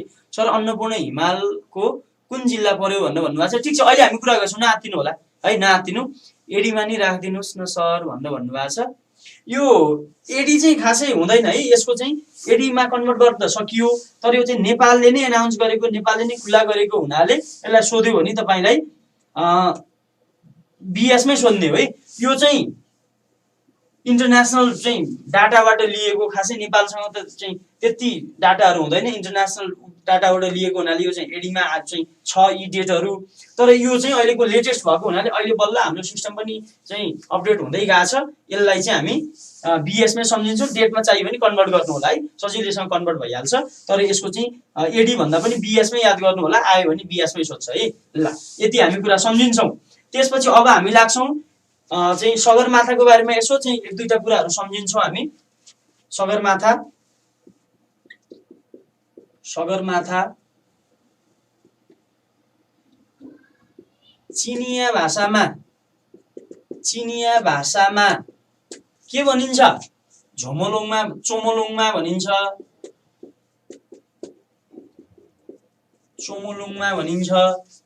तिब्बती भाषामा के भनिन्छ? सगरमाथालाई तिब्बती भाषामा के भनिन्छ भन्नु चाहिँ के भनिन्छ? तिब्बती भाषामा मिते गुते झोमोलुङमा है, यो पनि याद गर्नु होला। सगरमाथालाई चिनिया भाषामा चोमोलुङमा भनिन्छ, चोमोलुङमा। तिब्बती भाषामा मिते गुते झोमोलुङमा भनेर भनिन्छ है, यो सम्झिने। त्यसपछि आएर एभरेस्ट नामाकरण कहिले भयो त भन्दा सन् 1865। कसले गरे त भन्दा सर जर्ज एभरेस्टले गरे है। सर जर्ज एभरेस्टले चाहिँ आफ्नो नाममा चाहिँ नामाकरण गरे भनेर सम्झिने है। जर्ज एभरेस्टले सन् 1865 मा सगरमाथाको नाम चाहिँ माउन्ट एभरेस्ट भनेर नामाकरण गरे, यो सम्झिने। त्यसपछि सगरमाथा भनेर नेपालीमा सगरमाथा भनेर नामाकरण गर्ने चाहिँ को हुन्? सगरमाथा भनेर नामाकरण गर्ने व्यक्ति भनेको को हुन् भन्नुस् त? इतिहास शिरोमणि बाबुराम आचार्य है। डाक्टर बाबुराम आचार्य भन्नुस्। बाबुराम भट्टराई होइन। फेरि यहाँ डाक्टर देखेर त्यो चाहिँ यता डाक्टर यता बाबुराम देखेपछि ए पक्कै पनि डाक्टर भट्टराई हुन् भन्ने चाहिँ लाग्ला, होइन। डाक्टर बाबुराम आचार्य, जसलाई नेपाली इतिहासको जीवित ठेली पनि भनिन्छ है। चाहिँ डाक्टर बाबुराम आचार्य, यिनको उपनाम भनेको इतिहास शिरोमणि हो। इतिहास शिरोमणि बाबुराम आचार्य, यिनलाई चाहिँ नेपाली इतिहासको जीवित ठेली भनेर भनिन्छ है। कहिले गरे त भन्दा विक्रम सम्वत 2013 मा। विक्रम सम्वत 2013 सालमा यिनले चाहिँ सगरमाथा नेपालीमा पहिला चाहिँ माउन्ट एभरेस्ट भनेर मात्रै थियो, यतिमा चाहिँ नामाकरण भएर सबैले माउन्ट एभरेस्ट भन्न थालेका थिए। नेपालीमा चाहिँ सगरमाथा हो है यसको, यसलाई चाहिँ नेपालीमा सगरमाथा भन्ने भनेर चाहिँ नामाकरण गर्ने व्यक्ति इतिहास शिरोमणि डाक्टर बाबुराम आचार्य हुन्। कहिले गरे? विक्रम सम्वत 2013 सालमा गरे भनेर सम्झिने है।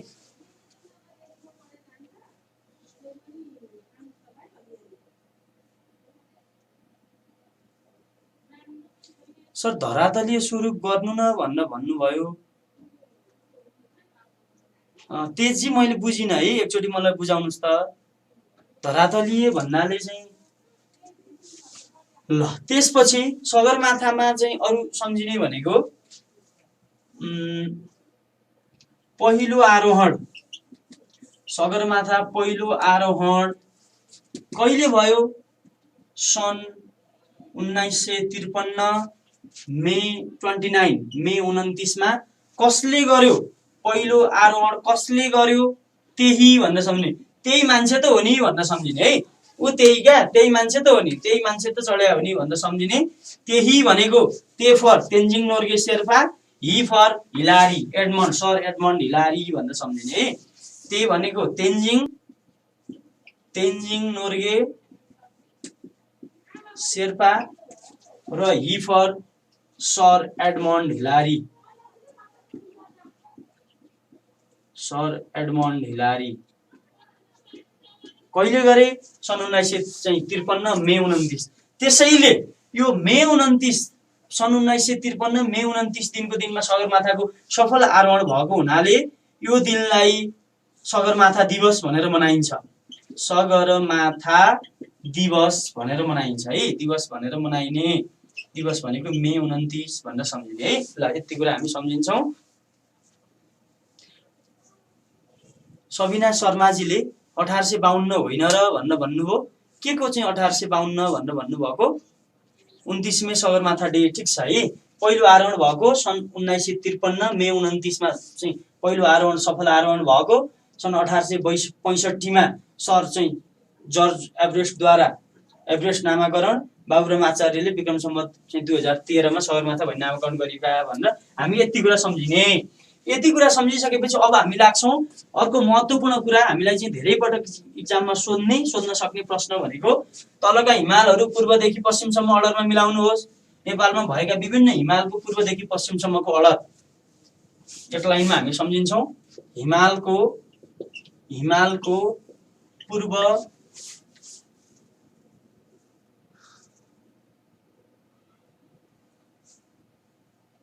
नामाकरण 1852 जस्तो लाग्छ भनेर भन्नुभएको छ। त्यसलाई चाहिँ हेर्नु होला एकचोटि है। मलाई चाहिँ 1865 नै हो कि जस्तो लाग्छ। एकचोटि कन्फर्म हुनु होला है। ठिक छ, त्यसमा त्यो केही भएन।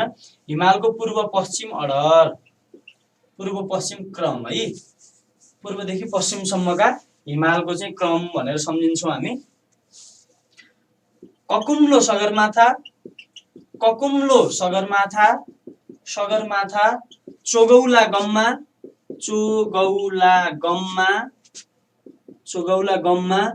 अन्ध सैपाल अपी भनेर सम्झिने है। ककुम्लो सगरमाथा चोगौला गममा अन्ध सैपाल अपी भनेर सम्झिने। अन्ध सैपाल अपी भनेर सम्झिने है। ककुम्लो सगरमाथा चोगौला गममा अन्ध सैपाल अपी। यहाँ 15 वटा हिमाल छ नेपालका चाहिँ मुख्य 15 वटा हिमालको चाहिँ हामीले पूर्वदेखि पश्चिमसम्मको अर्डर चाहिँ यो हो है सम्झिने।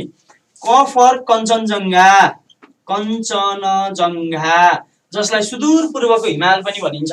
सबैभन्दा पूर्वमा पर्ने हिमाल भनेर चिनिन्छ कञ्चनजङ्घा है। एउटा कुरो के याद गर्नु होला भने यो कञ्चनजङ्घा हिमाल चाहिँ नेपाल र इन्डियाको बोर्डरमा छ। अरु जम्मै हिमालहरू नेपाल र चाइनाको बोर्डरमा छन्। नेपाल र चाइनासँग टच भएका छन् भने कञ्चनजङ्घा हिमाल नेपाल र इन्डियाको चाहिँ बोर्डरमा हो है। नेपाल र इन्डियाको चाहिँ सँग चाहिँ टच भएको हिमाल कञ्चनजङ्घा सबभन्दा पूर्वको। त्यसपछि कुम्भकर्ण हिमालको बारेमा थाहा नभए पनि साथीहरूले चाहिँ कुम्भकर्ण उपनाम चाहिँ धेरै पटक पाउनु भएको छ, त्यो मलाई थाहा छ है। थाहा छ नि, कहिलेकाहीँ चाहिँ मम्मीले चाहिँ गाली गरेर कस्तो कुम्भकर्ण जस्तो अहिलेसम्म चाहिँ सुतिरहेको भन्नुहुन्छ नि। ल याद गर्ने, त्यसको अर्थ बल्ल थाहा भयो। मम्मीले के भन्नुभएको रहेछ, मम्मीले पढाउनु भएको रहेछ हामीलाई, हामीले नबुझेका रहेछौँ। मम्मीले हामीलाई धेरै अगाडि बढी लोकसेवा पढाइरहनु भएको रहेछ सम्झिने। अब यहाँ दुईटा आदि म आइरहेछ। अब यो चाहिँ यताको म भनेको मकालु, अगाडिको म भनेको मकालु, पछाडिको म भनेको मनास्लु है। ल त्यसपछि लो भनेको लोत्से,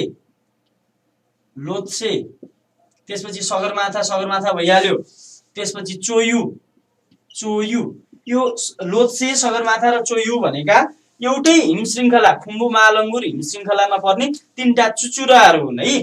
सबैभन्दा पूर्वको चुचुरा भनेको लोत्से हो। त्यसपछि बीचको सेन्टर सबभन्दा अग्लो, बीचको सबभन्दा सेन्टर चाहिँ चुचुरो भनेको सगरमाथा हो र उतापट्टि छेउको चाहिँ सगरमाथा भन्दा पश्चिमको चाहिँ अर्को चुच्चो भनेको चोयु हो सम्झिने।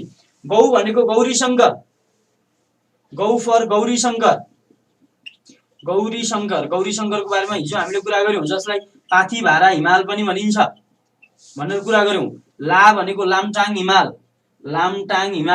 ग भनेको गणेश हिमाल,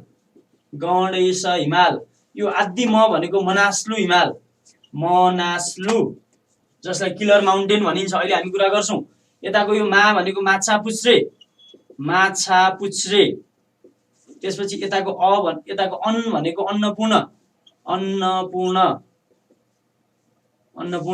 ध भनेको धौलागिरी, सैपाल भनेको आफैमा हिमाल हो, अपी भनेको आफैमा हिमाल हो।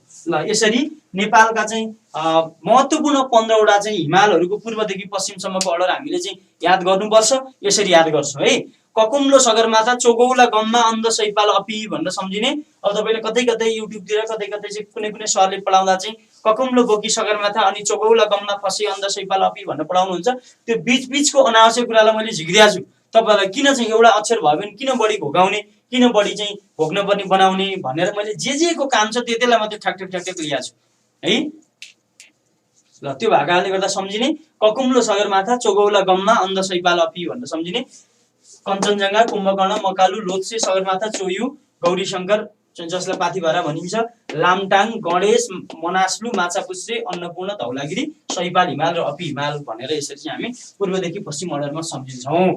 त्यसपछि अब हामी कुरा गर्छौं संसारका 10 अग्ला शिखरहरूको बारेमा। तिनीहरूको उचाइदेखि लिएर चाहिँ तिनीहरूको कुन हिमशृङ्खलामा पर्छन्, कुन जिल्लामा अवस्थित छन् भनेर त्यसको बारेमा हामी कुरा गर्छौँ। 10 अग्ला शिखर, 10 अग्ला शिखर कसरी सम्झिने त भने समाकलोम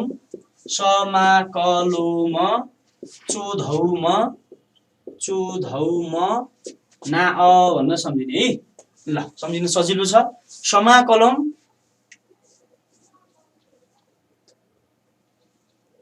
गम्माको के हो भन्नुभयो, ग भनेको गणेश हिमाल, आदि म भनेको मनास्लु हिमाल, मा भनेको माछापुच्छ्रे हिमाल। मैले लेखिदिएको थिएँ त एआरजी, मैले लेखिदिएको थिएँ। गम्मा भनेको ग भनेको गणेश हिमाल, आदि म भनेको मनास्लु हिमाल र मा भनेको माछापुच्छ्रे हिमाल है। गम्माको मा मा के हो भन्नु सोध्दा मा भनेको माछापुच्छ्रे है, माछापुच्छ्रे। पश्चिममा धौलागिरी हो सर भन्नु भएको छ। पश्चिममा भनेको त्यो अर्डरमा गम्मा फसे अन्नपूर्ण भन्दा पश्चिममा धौलागिरी जुन चाहिँ म्याग्दीमा पर्छ। अहिले हामी कुरा गर्छौँ। ल हेर्नुहोस् है, संसारका 10 वटा अग्ला शिखरलाई कसरी सम्झिने त भन्दा यो लास्टको ना हो है, अन्नपूर्ण भन्न बुझ्या हो यो ना समाकलम चोधौम ना भनेर सम्झिने। सगरमाथा, माउन्ट केटु, कञ्चनजङ्घा, लोत्से, मकालु, चोयु, धौलागिरी, मनास्लु, नागा पर्वत र अन्नपूर्ण। फुल फर्म लेख्नुपर्छ भने लेख्नुहोस्। सगरमाथा मा भनेको माउन्ट केटु, क भनेको कञ्चनजङ्घा, लो भनेको लोत्से, म भनेको मकालु। जहिले पनि अघि पनि के थियो, दुईटा ममा अगाडिको म भनेको मकालु थियो, पछाडिको म भनेको मनास्लु थियो। अहिले उचाइमा पनि त्यही नै हो, अगाडिको म भनेको मकालु, पछाडिको म भनेको मनास्लु। चो भनेको चोयु, धौ भनेको धौलागिरी,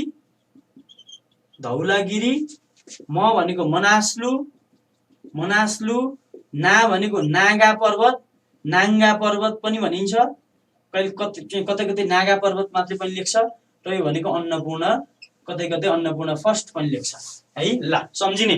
अब स्मरण रहोस्, यो सेकेन्ड पोजिसनको हिमाल माउन्ट केटु र यो 9th पोजिसनको हिमाल चाहिँ नागा पर्वत पाकिस्तानमा पर्छ है। संसारका चाहिँ 1st देखि 10th सम्मका हिमाल मध्ये दोस्रो हाइएस्ट माउन्ट केटु र 9th हाइएस्ट नागा पर्वत, यो दुईटा हिमालहरू पाकिस्तानमा पर्छ। मलाई चाहिँ ट्याक्कै केमा सोधेको याद भएन, यसै वर्षको लोकसेवाले सोधेको छ नागा पर्वत कुन देशमा पर्छ भनेर सोधेको छ है। कुरो बुझ्नुभयो नि। विश्वको 10औं अग्ला शिखरहरू मध्येको एक नागा पर्वत कुन देशमा पर्छ भनेर सोधेको छ, पाकिस्तानमा पर्छ। माउन्ट केटु र नागा पर्वत भन्यो भने पाकिस्तानमा पर्छ, सम्झिने है। अरु बाँकी पहिलो, त्यसपछि तेस्रो, चौथो, पाँचौं, छैटौं, सातौं, आठौं र 10औं चाहिँ नेपालकै हिमाल हुन् भनेर सम्झिने। ल यहाँसम्म ठिक छ है, यतिसम्म सम्झिन सक्नुहुन्छ। त्यसपछि हामीलाई चाहियो अब यिनीहरूको उचाइ चाहियो। उचाइ म तपाईहरुलाई नयाँ चाहिँ अलिकति फरक ढंगले उचाइ चाहिँ घोक्न सिकाउँछु, सम्झिन सिकाउँछु। अब चाहिँ सर 8000 यति 8000 यति भनेर नसम्झिने। जम्मैको अगाडि 8000 छ त 8000 किन सम्झिनु पर्यो? जम्मैको उचाइ चाहिँ 8000 हो कि होइन? 8000 मा चाहिँ भन्दा अग्ला चाहिँ हिमालहरू होइनन् होइनन् यिनीहरू। त्यो भएको कारणले गर्दा 8000 सम्झिनु पर्दैन। तपाईले अब सेकेन्ड डिजिट सम्झिने। पहिला सेकेन्ड डिजिट भनेको 8 6 5 5 4 2 1 1 1 0। सेकेन्ड डिजिट अगाडिको 8 भइहाल्यो जम्मैमा। लेख्ने मन लाग्यो भने लेख्नुस्, यहाँ सबैको 8 8 8 8 लेखिहाल्नुस् फर्स्ट लेटर, किनभने जम्मैको 8000 को लाइन हो नि त। त्यो भएको कारणले गर्दा जम्मैको 8 8 8 8 8 लेखिहाल्नुस् है। तपाईलाई मैले चाहिँ यसरी चाहिँ अलिकति फरक प्याटर्नले सिकाउँदै छु।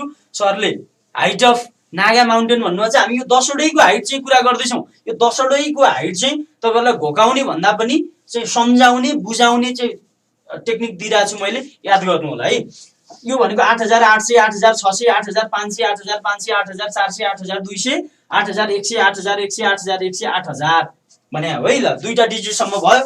अब बाँकी रहेको लास्टको दुईटा डिजिटलाई हामी एकैचोटी कारबाही गर्छौं है। अब बाँकी रहेको दुईटा डिजिट भनेको 8848 48 11 86 16 63 01 67 फेरि 63 25 र 91। ल सक्यो। संसारका 10 वटा अग्ला शिखरको चाहिँ उचाइ सक्यो। पहिला एक लाइनमा जम्मैको 8 लेखिहाल्नुस्, किनभने जम्मैको 8000 बाट सुरु हुन्छ। त्यसपछि सेकेन्ड चाहिँ डिजिट लेख्ने 8 6, त्यसपछि 7 छैन चाहिँ दुईटा 8 भयो, 7 छैन 6, त्यसपछि दुईटा 5, 8 6 5 5 4 2 1 1 1 0 है। यसरी चाहिँ सजिलो हुन्छ क्या कुरो बुझ्नु नि, यसरी चाहिँ तपाईहरुलाई सम्झिन सजिलो लाग्छ। ल सजिलो हुन सक्छ। सेकेन्ड डिजिट सम्झिने, सेकेन्ड डिजिट पनि सक्यो, 8 6 5 5 4 2 1 1 1 0 सेकेन्ड डिजिट पनि सक्यो। अब बाँकी रहेको दुईटा डिजिटलाई एकैचोटी सम्झिने, 48 11 86 16 63 01 67 63 25 91 सजिलो हुन्छ है। अब सबै कुरो एकैचोटिमा त नबुझिन सक्छ, सुरुमा हेर्दैमा मैले यहाँबाट चाहिँ सजिलो छ भनिरहँदा साथीहरुको मनमा रिस उठ्या होला, यस्तो पढाएर यस्तो लेखाएको छ उल्टो सजिलो छ भन्छ जस्तो लाग्न सक्छ साथीहरुलाई। सजिलो मान्ने हो साथीहरु, के गर्ने है, कतिपय कुराहरु चाहिँ सजिलो मान्नुपर्छ, जबरजस्ती पनि मानिदिनु पर्ने हुन्छ। ल चाहिँ हामी चाहिँ त्यसको कुरा गर्छौं। 8848 8611 8886 8516 8463 8201 8167 8163 8125 8091 भनेर चाहिँ यति हामी कुरा गर्छौं। भनेपछि सरोज छेत्रीजी नागा पर्वतको उचाइ कति रहेछ? 8125 रहेछ। अन्नपूर्णको कति रहेछ? 8991 रहेछ। मनासलुको 8163 रहेछ। धौलागिरीको 8167 रहेछ। चोयुको 8201 रहेछ। मकालु 8463, लोछे 8516, कञ्चनजंघा 8586, माउन्ट केटु 8611 र सगरमाथा 8848। यसरी चाहिँ सबैको फाइनल रेडी भयो है। ल यसरी चाहिँ हामी सम्झिन्छौं। ल यो पनि महत्त्वपूर्ण छ, याद गर्नु होला। हाइट चाहिँ जोडा मिलाउने, यो चाहिँ लेभल 2 को क्वेशनमा अति नै महत्त्वपूर्ण हो। यतापट्टि हिमाल लोछे मकालु चोयु मनासलु दिएर उतापट्टि चाहिँ हाइट दिएर कुन चाहिँ जोडा ठिक छ अथवा कुन जोडा बेठिक छ हैन, अथवा चाहिँ यिनीहरुको चाहिँ जोडा मिलाउँदा कुन चाहिँ अप्सन सही हुन्छ भनेर चाहिँ अप्सन दिन्छ। त्यसको लागि पनि विशेष याद गर्नु पर्यो। चाहिँ यो हाइट चाहिँ सम्झिनै पर्छ, सम्झिने कसरी हुन्छ। त्यसपछि अब हामी कुरा गर्छौं केही हिमालका उपनामहरु है, केही हिमाल र तिनका उपनामहरु। हिमाल र उपनाम, एक नम्बरमा कुरा गरौं लेडीज पिक र टेक्निकल माउन्टेन। टेक्निकल माउन्टेन भन्यो भने यो दुईटै नाम भन्यो भने हामी केलाई चिन्ने त भन्दा आमदबलम हिमाल, आमदबलम हिमाल है। तपाईहरुलाई म याद भएछ म यसको हाइट पनि लेखाइदिन्छु। यसको हाइट 68-12 मिटर हो जस्तो लाग्छ मलाई। ल आमदबलम हिमाललाई दुईटा उपनामले चिनिन्छ, एउटा लेडीज पिक भनेर चिनिन्छ, अर्को टेक्निकल माउन्टेन। हामीले अघिकोमा मैले छुटाएछु पक्नुस् है तपाईहरुलाई। यो भन्दा पहिला पनि सकलोम चुधौम ल हेर्नुस् है, पहिला यसमा अहिले हामी आउँछौं, फर्केर आउँछौं। त्यो भन्दा पहिला अघि हामीले हाइटसम्म मात्रै कुरा गरेछौं। अब मैले सेकेन्ड र 9th को त्यो पाकिस्तानमा पर्ने हिमाललाई झिक्दै, अब हामी बाँकी कुरा चाहिँ नेपालका हिमालमा मात्रै गर्छौं है।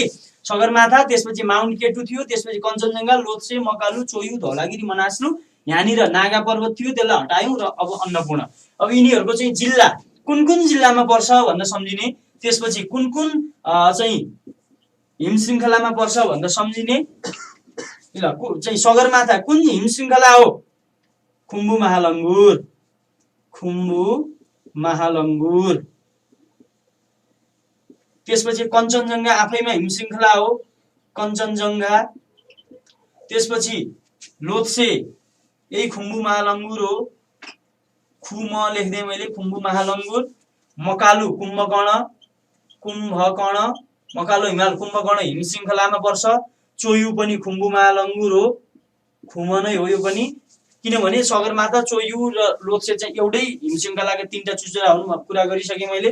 धौलागिरी आफैमा हिम श्रृंखला हो, धौलागिरी चाहिँ मनासलु गणेश हिम श्रृंखलामा पर्छ र अन्नपूर्ण आफै हिम श्रृंखला हो, अन्नपूर्ण। ल यसरी चाहिँ हिम श्रृंखलाको बारेमा चाहिँ कुरा गर्ने है।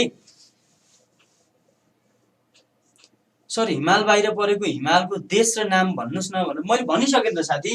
सेकेन्डमा पर्ने माउन्ट केटु र चाहिँ 9औं स्थानमा 9th प्लेसमा पर्ने नागा पर्वत पाकिस्तानका हिमाल हुन्। दुईटै पाकिस्तानका हिमाल है। माउन्ट केटु सेकेन्डमा र नागा पर्वत यो दुवै हिमालहरू पाकिस्तानमा पर्छ। ल सगरमाथा महालङ्गुर खुम्बु महालङ्गुर हिमशृङ्खला, कञ्चनजङ्घा आफै हिमशृङ्खला हो, लोत्से पनि खुम्बु महालङ्गुर, चोयु पनि खुम्बु महालङ्गुर, मकालु कुम्भकर्ण हिमशृङ्खला, धौलागिरी हिमशृङ्खला आफै हिमशृङ्खला हो, चाहिँ मनासलु गणेश हिमशृङ्खला र अन्नपूर्ण हिमशृङ्खला भनेर सम्झिने है। ल त्यसपछि यिनीहरूको अवस्थिति जिल्लाको बारेमा कुरा गर्ने हो भने सगरमाथा कहाँ पर्छ? सोलुखुम्बु। त्यसपछि कञ्चनजङ्घा कहाँ पर्छ? ताप्लेजुङमा पर्छ। त्यसपछि लोत्से कहाँ पर्छ? सोलुखुम्बु है। मैले सर्ट फर्ममा लेख्दै बुझ्नुहुन्छ तपाईहरुले। सोलुखुम्बु चाहिँ मकालु कहाँ पर्छ? शङ्खुवासभा है, शङ्खुवासभामा पर्छ मकालु। त्यसपछि चोयु पनि सोलुखुम्बु नै हो, यसलाई पनि सर्ट फर्ममा लेखेँ मैले सोलुखुम्बु। धौलागिरी कहाँ पर्छ? म्याग्दीमा पर्छ है। गणेश हिमाल कहाँ पर्छ? चाहिँ मनासलु कहाँ पर्छ? गोर्खामा पर्छ। अन्नपूर्ण कहाँ पर्छ? कास्की/मनाङ। धेरै जसो ठाउँमा कास्की भेटिन्छ, कतै कतै मनाङ भन्दा भेटिन्छ। दुईटै चाहिँ याद गर्ने है, कास्की/मनाङ भन्दा याद गर्ने। हुन चाहिँ यो कास्कीमै पर्छ भन्ने हो, तैपनि यो चाहिँ यस्तो हुन्छ क्या, एउटै चाहिँ हिमशृङ्खला भएको हुनाले अब चाहिँ कनेक्टेड हुन्छ। कास्कीमा पनि छ, मनाङमा पनि छ, दुईटै याद गर्ने। जुनले चाहिँ हामीलाई काम दिन्छ त्यहीलाई चाहिँ लिएर अगाडि बढ्ने है। ल यति चाहिँ कुरा चाहिँ सम्झिने, नेपालमा भएका हिमालहरूको बारेमा थप यति कुरा चाहिँ सम्झिने है। पहिला चाहिँ यिनीहरूको चाहिँ हिमशृङ्खलाको बारेमा कुरा गर्ने, कुन कुन हिमशृङ्खलामा पर्छन्, त्यसपछि चाहिँ सम्झिने कुन कुन जिल्लामा चाहिँ पर्छन् भनेर सम्झिने है। ल यसरी सम्झिने। त्यसपछि एउटा कुरो टिप्नुस् त, अघि मैले छुटाएछु क्या हो, नेपालमा कुल आरोहण खोलिएको हिमाल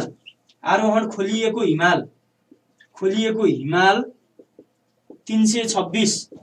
नेपालका 326 वटा हिमालका चाहिँ आरोहण खुला गरिएको छ। त्यसपछि नेपालमा कुल हिमशृङ्खला कति छन् त भनेर भन्दा 28 वटा हिमशृङ्खलाहरू छन् है। नेपालमा जम्मा आरोहण खुला गरिएको हिमाल चाहिँ कतिवटा छन् भनेर सोध्यो भने 326 वटा हिमाललाई चाहिँ चढ्न अनुमति दिएको छ, आरोहण खुला गरिएको छ नेपालमा, नेपाल सरकारले। र नेपालमा चाहिँ कुल हिमशृङ्खला जम्मी कतिवटा हिमशृङ्खला छन् त भन्दा 28 वटा हिमशृङ्खला छन् भनेर सम्झिने है। ल यो दुईटा कुरा अघि मैले छुटाइछु, फेरि चाहिँ मैले अहिले सम्झेर टिपाइदिइहालेँ है त। यो कुराहरू टिप्नुहोस्। त्यसपछि अब हामीले सुरु गरेका छौँ हिमाल र तिनका उपनाम भनेर सुरु गरेका छौँ, त्यतातिर हामी अब अगाडि बढ्छौँ।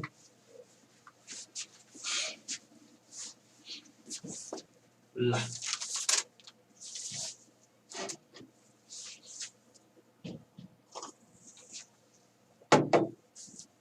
सरलाई सन्चो छैन भनेर तातो पानी ल्याइदिनु भएको, अब त्यो हिउँ हो कि हिउँ पग्लेको हो कि त्यो तातो पानी नै थियो भन्ने चाहिँ छुट्याउन नसक्ने अवस्था भएको रहेछ।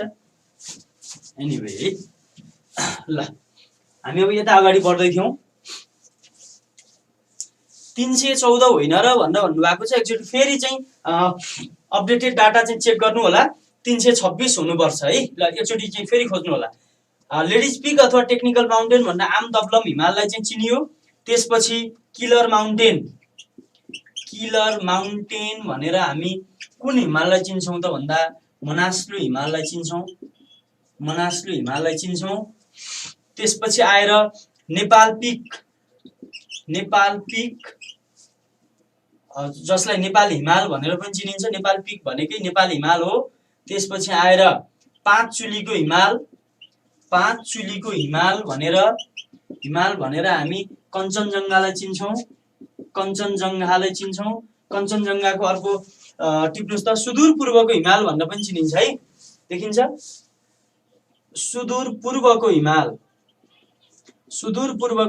भनेर पनि कञ्चनजङ्घालाई भनिन्छ है।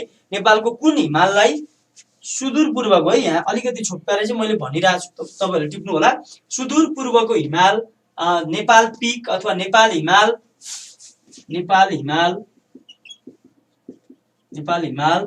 त्यसपछि पाँच चुलीको हिमाल भन्यो भने कञ्चनजङ्घा हिमालतिर जाने, चाहिँ कञ्चनजङ्घा हिमाललाई सम्झिने। त्यसपछि आयो सगरमाथाको बारेमा कुरा गर्ने हो भने 15औं चुली third pole of the earth, विश्वको तेस्रो ध्रुव। त्यसपछि आएर संसारको शिर भनेर चाहिँ हामी सगरमाथालाई चिन्छौं, माउन्ट एभरेस्टलाई चिन्छौं। त्यसपछि चाहिँ कुरा गरौं कुमारी हिमाल अथवा the mother horn of Nepal भनेर हामी कुन हिमाललाई चिन्छौं त भनेर भन्दा माछापुच्छ्रे हिमाललाई चिन्छौं। माछापुच्छ्रे हिमाललाई चिन्छौं है। कुमारी हिमाल पनि भन्छ, the mother horn of Nepal पनि भन्छ। यो दुईटै भनेको माछापुच्छ्रे हिमालको उपनाम हो। अर्को छ सेतो हिमाल पनि भन्न सक्छ, सेतो हिमाल, र अर्को 6 चुलीको हिमाल पनि भन्न सक्छ। 6 चुलीको हिमाल भनेर भन्यो भने कुन हो त भन्दा कुन हो? धौलागिरी है। सेतो हिमाल भनेको पनि धौलागिरी, र 6 चुलीको हिमाल भनेर भन्यो भने पनि हामी धौलागिरीतिर लाग्ने है। त्यसपछि अर्को छ भैरव टाकुरा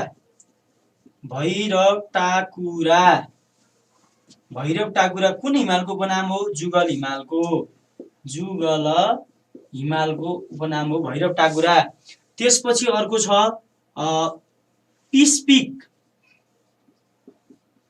पिस पिक जसलाई शान्ति शिखर भनेर पनि चिनिन्छ। शान्ति शिखर भनेर चिनिन्छ, त्यो कुन हो त भन्दा सोर्जे हिमाललाई पिस पिक अथवा शान्ति शिखर भनेर चिनिन्छ। अर्को दिपेन्द्र शिखर, यहाँसम्म देखिन्छ है। दिपेन्द्र शिखर भनेर हामी चाहिँ कसलाई चिन्छौं त भन्दा गाह्रै पर्ने रहेछ, माथि लेखेँ है त मैले। यसको चाहिँ यता लेख्दै मैले दिपेन्द्र शिखर भनेर श्री अन्तु डाँडा, यो चाहिँ हिमाल होइन, इलाममा पर्ने एउटा डाँडा हो है, बुझ्नु हो नि। श्री अन्तु डाँडा जसलाई दिपेन्द्र शिखर भनेर भनिन्छ, यसलाई चाहिँ श्री अन्तु डाँडाको अर्को नाम दिपेन्द्र शिखर हो। यसलाई यो चाहिँ इलाममा पर्छ भनेर ल यति कुरा हामी सम्झिन्छौँ है। अहिलेसम्म सोधेका प्लस चाहिँ सोध्न सक्ने भनेको यो भन्दा बाहिरबाट चाहिँ खासै सोध्दैन। ल यति चाहिँ हामीलाई याद हुनै पर्यो, यति चाहिँ कण्ठ हुनै पर्यो है। ल यति चाहिँ मजाले चाहिँ घोक्ने हो कि सम्झिने हो कि बुझ्ने हो कि के गर्ने हो त्यही अनुसारले गर्ने यतिलाई है। ल त्यसो हो भने अब हामी कुरा गर्छौं के को बारेमा त भन्दा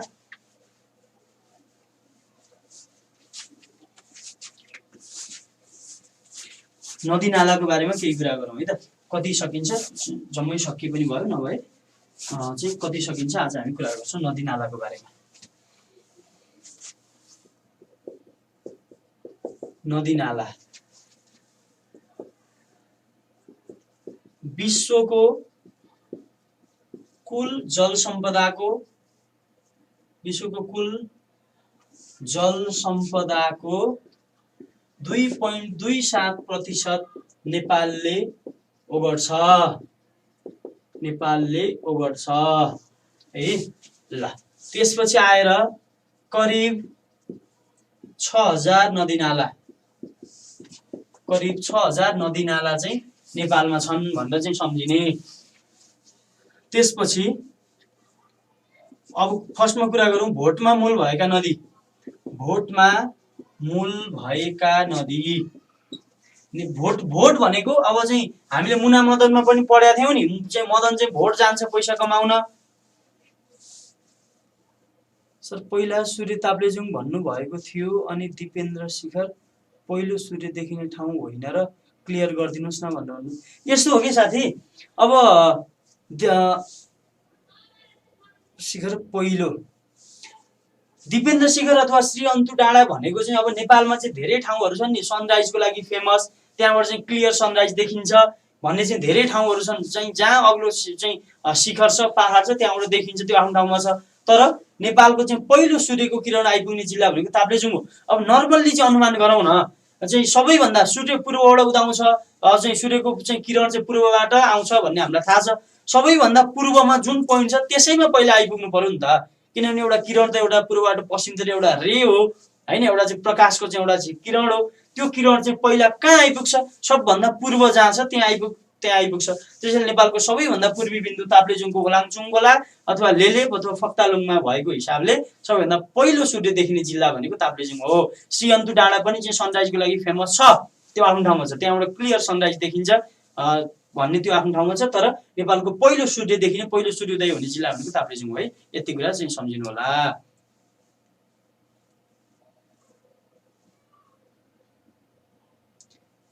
आरोहण खुल्ला गरेको हिमाल 415 होइन र भनेर चाहिँ भन्नुभएको छ। मैले चाहिँ 326 नै भेटेको छु डाटामा होइन, मैले चाहिँ फेरि हेर्दा पनि 326 नै भेटेको छु। एनीवे कन्फर्म गर्नु होला, म पनि एकचोटि हेर्छु है। चाहिँ आचार्य दिपाजीले पनि भन्नुभयो यो कुरा, मलाई सुधीर यादवजीले पनि भन्नुभएको छ, थ्याङ्क यू तपाईँहरूलाई। म पनि एकचोटि हेर्छु है, एकचोटि हेरेर अलिकति चाहिँ अहिलेको चाहिँ लेटेस्ट डाटा चाहिँ हेर्छु। सम्भवतः म चाहिँ त्यही नै होला भन्नेमै थिएँ, किनभने मैले चाहिँ हिजो कि कहिले पनि चाहिँ एकचोटि चाहिँ चेक गरेको थिएँ जस्तो लाग्छ। एनिवे है, यसमा चाहिँ ठुलो कुरो भएन, म पनि चाहिँ एकचोटि हेर्छु, तपाईँहरू पनि एकचोटि हेरेर क्लियर हुनु होला है। मैले हिजै भनिसकेको छु, कुनै कुनै डाटामा यस्तो हुनसक्छ, तपाईँहरूले कुन डकुमेन्ट हेर्नु भएको छ, मैले कुन डकुमेन्ट हेरेको छु, डकुमेन्ट अनुसारले फरक पर्न सक्छ। एनिवे हामी चाहिँ त्यसलाई चाहिँ यस्तो कुनै कुनै कुरामा भयो भने चाहिँ सल्लाह गरेर होइन चाहिँ अलिकति भ्यालिड डाटालाई चाहिँ लिएर अगाडि बढ्छौँ, त्यसरी नै अगाडि बढाउँला। ल अब कुरा गरौँ भोटमा मूल भएका नदी। भोट भनेको तिब्बत है, जुन चाहिँ चीन चाइना छ त्यसको चाहिँ तिब्बत स्वशासित क्षेत्र, तिब्बतलाई चाहिँ हामी चाहिँ परापूर्व कालदेखि नै भोट भन्दै आएका थियौँ। भोटमा मूल भएका नदी भनेको तिब्बतबाट नेपाल छिरेका नदी भने हो। यी हामीले कुरा गर्ने 6वटा नदी छन्, यो 6वटा नदीको स्टार्टिङ पोइन्ट चाहिँ नेपाल होइन, तिब्बतबाटै छिरेका हुन् भनेर सम्झिने।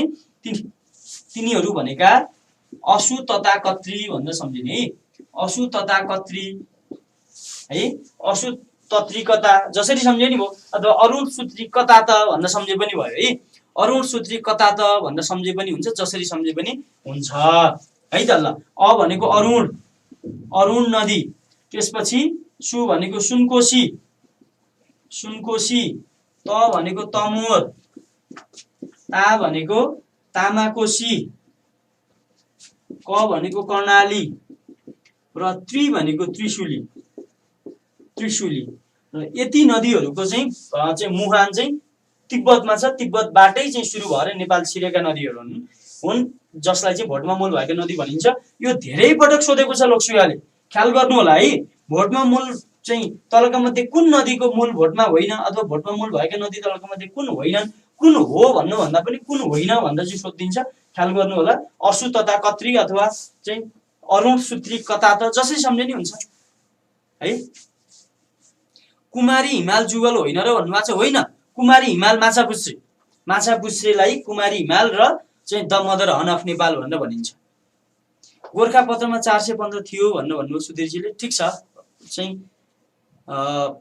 ठिक छ, हुनसक्छ, म पनि एकचोटि अपडेट हुँला है, त्यस्तो भयो भने म पनि अपडेट हुँला, म फेरि एकचोटि क्रस चेक गर्छु भने मैले है। ल ठिक छ, अरुण, सुनकोशी, तमोर, तामाकोशी, कर्णाली र त्रिशुली चाहिँ भोटमा मूल भएका नदी हुन् भनेर सम्झिने।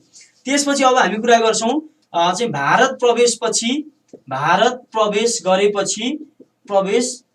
गरेपछि नेपाली नदीको नाम, नेपाली नदीको नाम यो पनि सोधेको छ। जलस्रोतबाट त लगभग अझ चाहिँ यो लोकसेवाले निजामतीतिर भन्दा पनि हाम्रो चाहिँ यो संस्थानतिर चाहिँ धेरै पटक चाहिँ नेपालको भूगोल भन्ने बित्तिकै कि चाहिँ ताल तलैयातिर कि झरनाहरूतिर कि जल सम्पदातिर कि हिमालतिर यताबाट चाहिँ बढी चाहिँ क्वेसनहरू चाहिँ हाल्ने गरेको चाहिँ पाइन्छ है। भारत प्रवेश गरेपछि नेपाली नदीको नाम भनेको मेची, मेची नदीलाई भारत प्रवेश गरेपछि के भनिन्छ, मेम भनेर सम्झिने, महानन्दा, मेचीको महानन्दा। कोशीलाई के भनिन्छ, दामोदर, कोशीलाई दामोदर भनिन्छ। त्यसपछि कन्काई,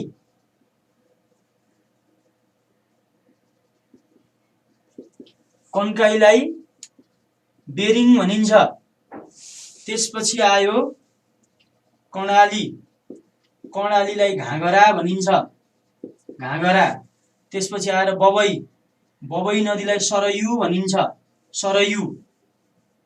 बबई नदीलाई भारत छिरेपछि सरयू नामले चिनिन्छ। त्यसपछि महाकाली, महाकाली नदीलाई शारदा भन्न चिनिन्छ है। शारदा देखिन्छ, थोरै चाहिँ यहाँ चाहिँ गाह्रो गाह्रो हुने रहेछ। ठिक छ, म यता लेखिदिन्छु। महाकालीलाई शारदा भनेर चिनिन्छ है, शारदा। ल जम्मा यति हुन्। यो पनि धेरै पटक सोधेको छ, सजिलो पनि छ, छोटो पनि छ, सम्झिने है। मेची महाकाली, कोशी दामोदर, कन्काई बेरिङ, कर्णाली घागरा, बबई सरयू, महाकालीलाई शारदा भनेर चिनिन्छ है। नेपालका नदीहरू भारत छिर्ने बित्तिकै मेची नदीको अर्को नाम चाहिँ के भन्दो रहेछ? महानन्दा भन्दो रहेछ। कोशी नदीलाई दामोदर भनिदो रहेछ त्यता, कन्काई नदी बेरिङ। अनि एउटा कुरो ख्याल गर्नु होला, नेपालका नदीहरू भारतमा गएर जम्मै कहाँ मिसिन्छ त भन्दा गङ्गा नदीमा मिसिन्छ है। चाहिँ भारतको चाहिँ गङ्गा नदीमा गएर मिसिन्छ। नेपाली नदीहरू जम्मै भारत गएर कहाँ मिसिन्छन् त भन्दा भारतको गङ्गा नदीमा मिसिन्छन्। ल यति कुरा सम्झिने। त्यसपछि अब हामी नदी र तिनका उपनामहरू, नेपालका मुख्य मुख्य नदीका उपनाममा चाहिँ कुरा गर्छौँ। 4 लाइन छ। साथीहरूले मुक्तक कविताहरू कतिको पढ्नुहुन्छ, त्यस्तै मुक्तक जस्तै ट्याक्क 4 लाइन छ, सम्झिने त्यसलाई। ल लेखेँ मैले। नदी र उपनाम, नदी र तिनका उपनाममा कुरा गर्ने हो भने गङ्गा, काली, चक्राकाली, चक्राकाली, डल्फिन कर्णाली, गङ्गा, काली, चक्राकाली, डल्फिन कर्णाली, कौमारी मादी, कौमारी मादी, वैष्णव सेती, वैष्णव सेती, गोही नारायणी, गोही नारायणी। त्यसपछि ओलाङ तमोर, ओलाङ तमोर, दूध राप्ती, सर्वोच्च अरुण, सर्वोच्च अरुण, ओलाङ तमोर, दूध राप्ती, सर्वोच्च अरुण, दुईतिर राप्ती, दुईतिर राप्ती, दक्षिण कर्म, दक्षिण कर्म, लिखु वरुण भन्न सम्झिने है। लिखु वरुण भन्न सम्झिने। ल यति चाहिँ हामी चाहिँ सम्झिन्छौँ नेपालका मुख्य मुख्य नदीहरूका चाहिँ उपनाम। यो त चाहिँ नर्सरीतिर चाहिँ भुरालाई चाहिँ एबिसिडी लेख्न सिकाए जस्तो ताल भएछ है। ल एनिवे मैले त्यसरी चाहिँ तपाईँहरूलाई त्यो वेले चाहिँ भने चाहिँ होइन है, चाहिँ तपाईँहरूले बुझ्नुहुन्छ विश्वास छ मलाई। ल गङ्गा, काली, पहिलो लाइन हेर्नुहोस् त। गङ्गा, काली, चक्राकाली, डल्फिन कर्णाली। गङ्गा स्वरूपा, गङ्गा स्वरूपा, स्वरूपावाला 3टा छन् है। 3टा स्वरूपा छ हाम्रो नदीहरूको। एउटा गङ्गा स्वरूपा, अर्को कौमारी स्वरूपा र अर्को वैष्णव स्वरूपा। अहिले हामी कुरा गर्छौँ। गङ्गा स्वरूपा भनेको चाहिँ काली गण्डकी नदी, काली गण्डकी है। कालीको पछाडि गण्डकी थपेर होस्, म लेखिदिन्छु। काली गण्डकी, काली गण्डकी नदी। त्यसपछि चक्राकार नदी, चक्राकार नदी, चक्राकार नदी भनेको पनि काली गण्डकी नदी नै हो है। गङ्गा, काली, चक्राकाली भने हो नि। गङ्गा स्वरूपा पनि काली गण्डकीकै उपनाम हो। चक्राकार नदी भनेको पनि काली गण्डकी नदी नै हो। चक्राकाली चाहिँ किन भनेको, काली गण्डकीलाई किन चक्राकार नदी भनेको? चक्र भनेको सर्कल हो, वृत्त हो, गोलो बनाउने भने हो। काली गण्डकी चाहिँ आफू चाहिँ बग्दै बग्दै आउने क्रममा सर्लक्कै एक फन्को हानेको छ, त्यसैले चाहिँ यसलाई चाहिँ चक्राकार नदी है। आफू चाहिँ बाटोमा चाहिँ चक्र बनाउने, सर्कल बनाउने नदी भएको हुनाले चक्राकार नदी भनेर नेपालको काली गण्डकी नदीलाई चिनिन्छ।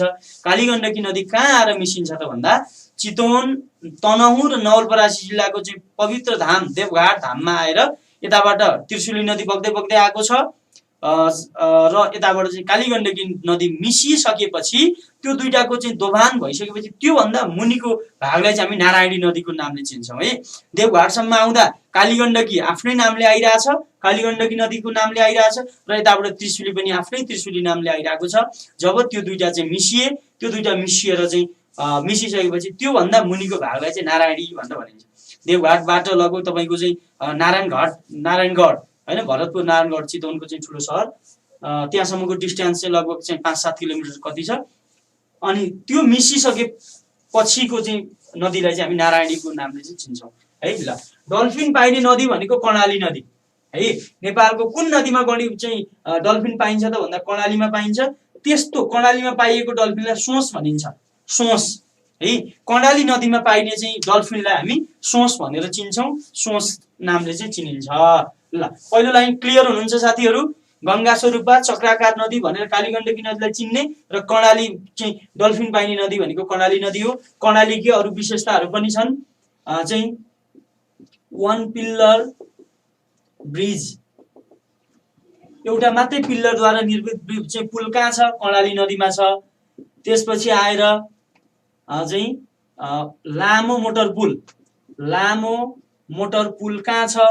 कर्णाली नदीमै छ है। ल यी कुराहरू चाहिँ सम्झिने। अब दोस्रो लाइनमा कुरा गर्छौँ हामी। कौमारी मादी वैष्णव सेती गोही नारायणी भनेको कौमारी स्वरूपा, कौमारी स्वरूपा उपनामले चाहिँ चिनिने नदी भनेको मादी नदी है। त्यसपछि वैष्णव स्वरूपा, वैष्णव स्वरूपा उपनामले चिनिने नदी भनेको सेती, अझ सेती मात्रै नभनी सेती गण्डकी भनिदिनुहोस्, पोखराको सेती नदी है। यो चाहिँ नारायणीमै आएर मिसिने सेती गण्डकी भन्न खोजे हो।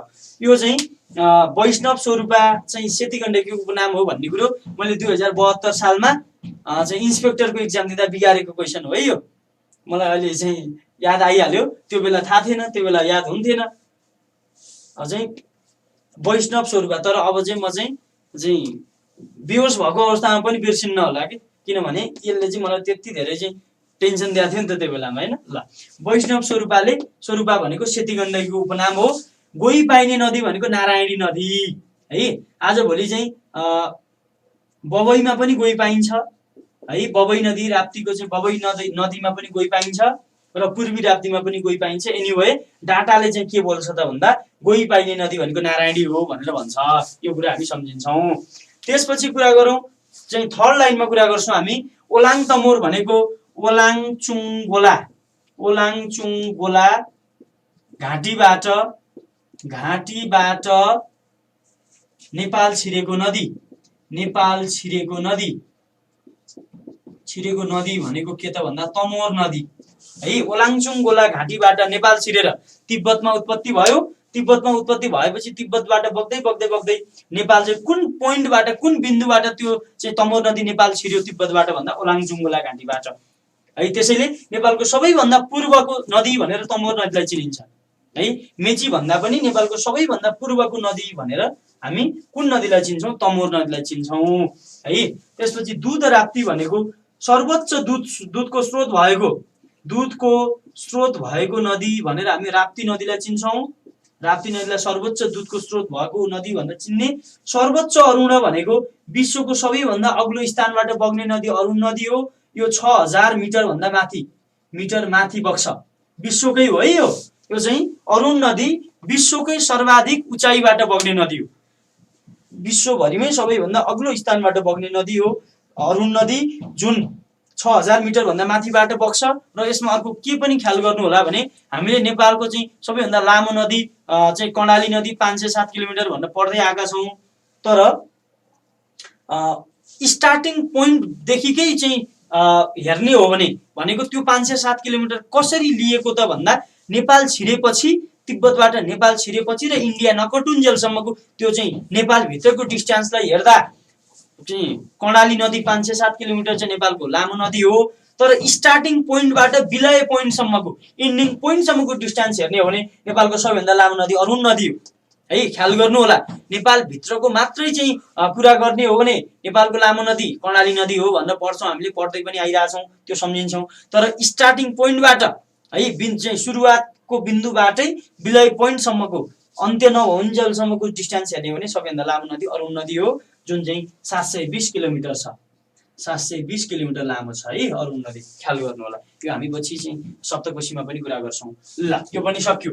त्यसपछि दुईतिर राप्ती भनेको एकै नामले दुईतिर बग्ने नदी, दुईतिर बग्ने नदी भनेको राप्ती नदी हो है।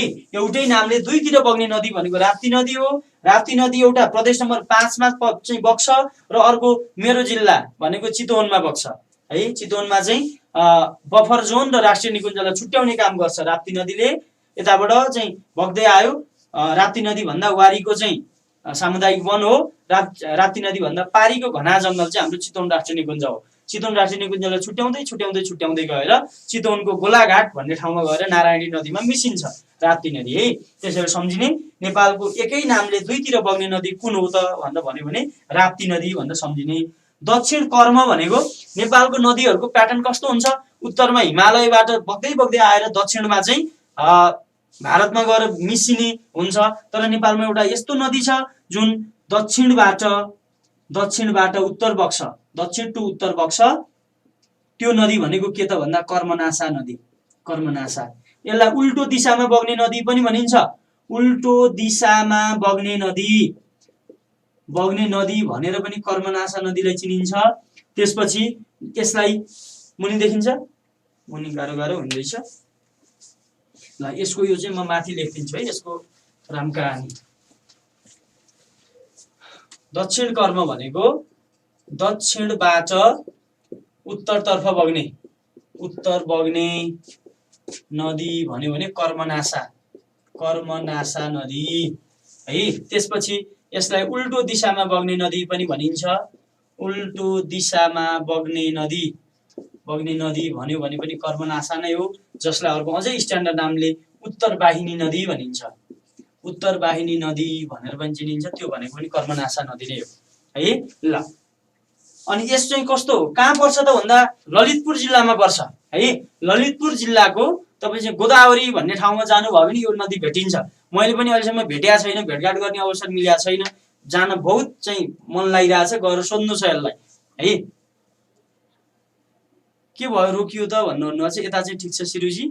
चाहिँ म चाहिँ छिट्टै जान्छु होला, गएँ भने चाहिँ के कुरा हुन्छ तपाईँहरूलाई पनि भन्छु। म गएर सोध्न मन लाग्छ कि त कहाँ चाहिँ जान लागेको त उल्टो दिशामा हिँडेर, जम्मै चाहिँ भए जति जम्मै नदीहरू चाहिँ यसरी बगिरहेछन्, तँ चाहिँ कहाँ जान हतार भएर तँ चाहिँ कहाँ जान लागेको त भन्न सोध्नु छ एकचोटि है ल। कर्मनासा नदी ध्यान दिने, उत्तरबाट चाहिँ दक्षिणबाट उत्तरतिर बग्छ, उल्टो दिशामा बग्ने नदी भनेर पनि चिनिन्छ र यसलाई अझै अर्को नामले उत्तरवाहिनी नदी भनेर पनि चिनिन्छ। त्यसपछि दक्षिण कर्म भयो, लिखु वरुण भनेर चाहिँ भनेको छ। लिखु नदीको अर्को नाम उपनाम अथवा अर्को नाम भनेको वरुण नदी हो भनेर सम्झिने है ल। लिखु वरुण भनेको दक्षिण कर्मको कुरा गर्यौं, लिखु वरुण भनेको चाहिँ लिखु नदीको अर्को नाम अथवा उपनाम भनेको वरुण नदी हो। अब साथीहरू अलिकति चाहिँ कन्फ्युजन कहाँनिर हुनुहुन्छ भने उत्तरवाहिनी नदी भनेको कर्मनासा नदी हो, अनि यहीसँग जुझ्ने यहीसँग चाहिँ जिगज्याग हुने अर्को चाहिँ के छ त भन्दा नेपालको उत्तर गङ्गा भनेर कुन नदीलाई चिनिन्छ भनी चिनिने नदी। चिनिने नदी भनेको सानीभेरी नदीलाई चाहिँ नेपालको उत्तर गङ्गा भनेर चिनिन्छ भनेर भनिन्छ भनेर सम्झिने है। उत्तर आएपछि साथीहरू बहुत कन्फ्युजन हुनुहुँदो रहेछ क्या, उत्तरवाहिनी हो कि उत्तर गङ्गा हो। उत्तर गङ्गा भनिरहँदा कर्मनासातिर टिक भइरहेको हुन्छ, उत्तरवाहिनी भन्दा सानीभेरीतिर टिक भइरहेको हुन्छ। लोकसेवाले फेरि यस्तै गाह्रो पारिदिन्छ होइन। चाहिँ उत्तरवाहिनी भन्दा यो अप्सनमा नहाल्दै हुन्थ्यो, चाहिँ उत्तर गङ्गा भन्दा यो अप्सनमा नहाल्दै हुन्थ्यो, तर उसलाई त भुल्याउनु छ, अल्मल्याउनु छ विद्यार्थीलाई। त्यो भएको कारणले गर्दा दुवै अप्सन भेटिन्छ। उत्तरवाहिनी भन्यो भने उत्तर भनेको उत्तरतिर भइहाल्यो, उत्तर भइहाल्यो। वाहिनी भनेको बग्ने भने हो, उत्तरतिर बग्ने हुनाले कर्मनासा यसको आन्सर हो। नेपालको उत्तर गङ्गा भनेर, गङ्गा भनेको चाहिँ भारतको नदी हो, नेपालको चाहिँ त्यस्तै नदी उत्तर गङ्गा भनेको चाहिँ सानी नदीलाई उपनाम हो। यो उपनाम दिएको सानीभेरीलाई चाहिँ त्यो उपनामले चिनिन्छ भन्दा नेपालको उपनाममा यति कुरा गर्ने है ल। नेपालको उपनाम चाहिँ अन्तर्गत यति कुरा गर्यौं हामीले ल। समय एकदम चाहिँ अन्तिममा छौँ हामी। एउटा छिटो तपाईँहरूलाई म एउटा चाहिँ गराइहाल्छु। नेपाल चाहिँ नदी र तिनका चाहिँ उद्गम स्थल, नदी र उद्गम स्थल नेपालका नदीहरू र तिनका उद्गम स्थलको बारेमा कुरा गर्छौँ हामी। चाहिँ तपाईँलाई म तीनटा बुलेटमा चाहिँ लेखाउँछु। पहिलो बुलेटमा लेख्नुहोस् बाबा 20 झिगौ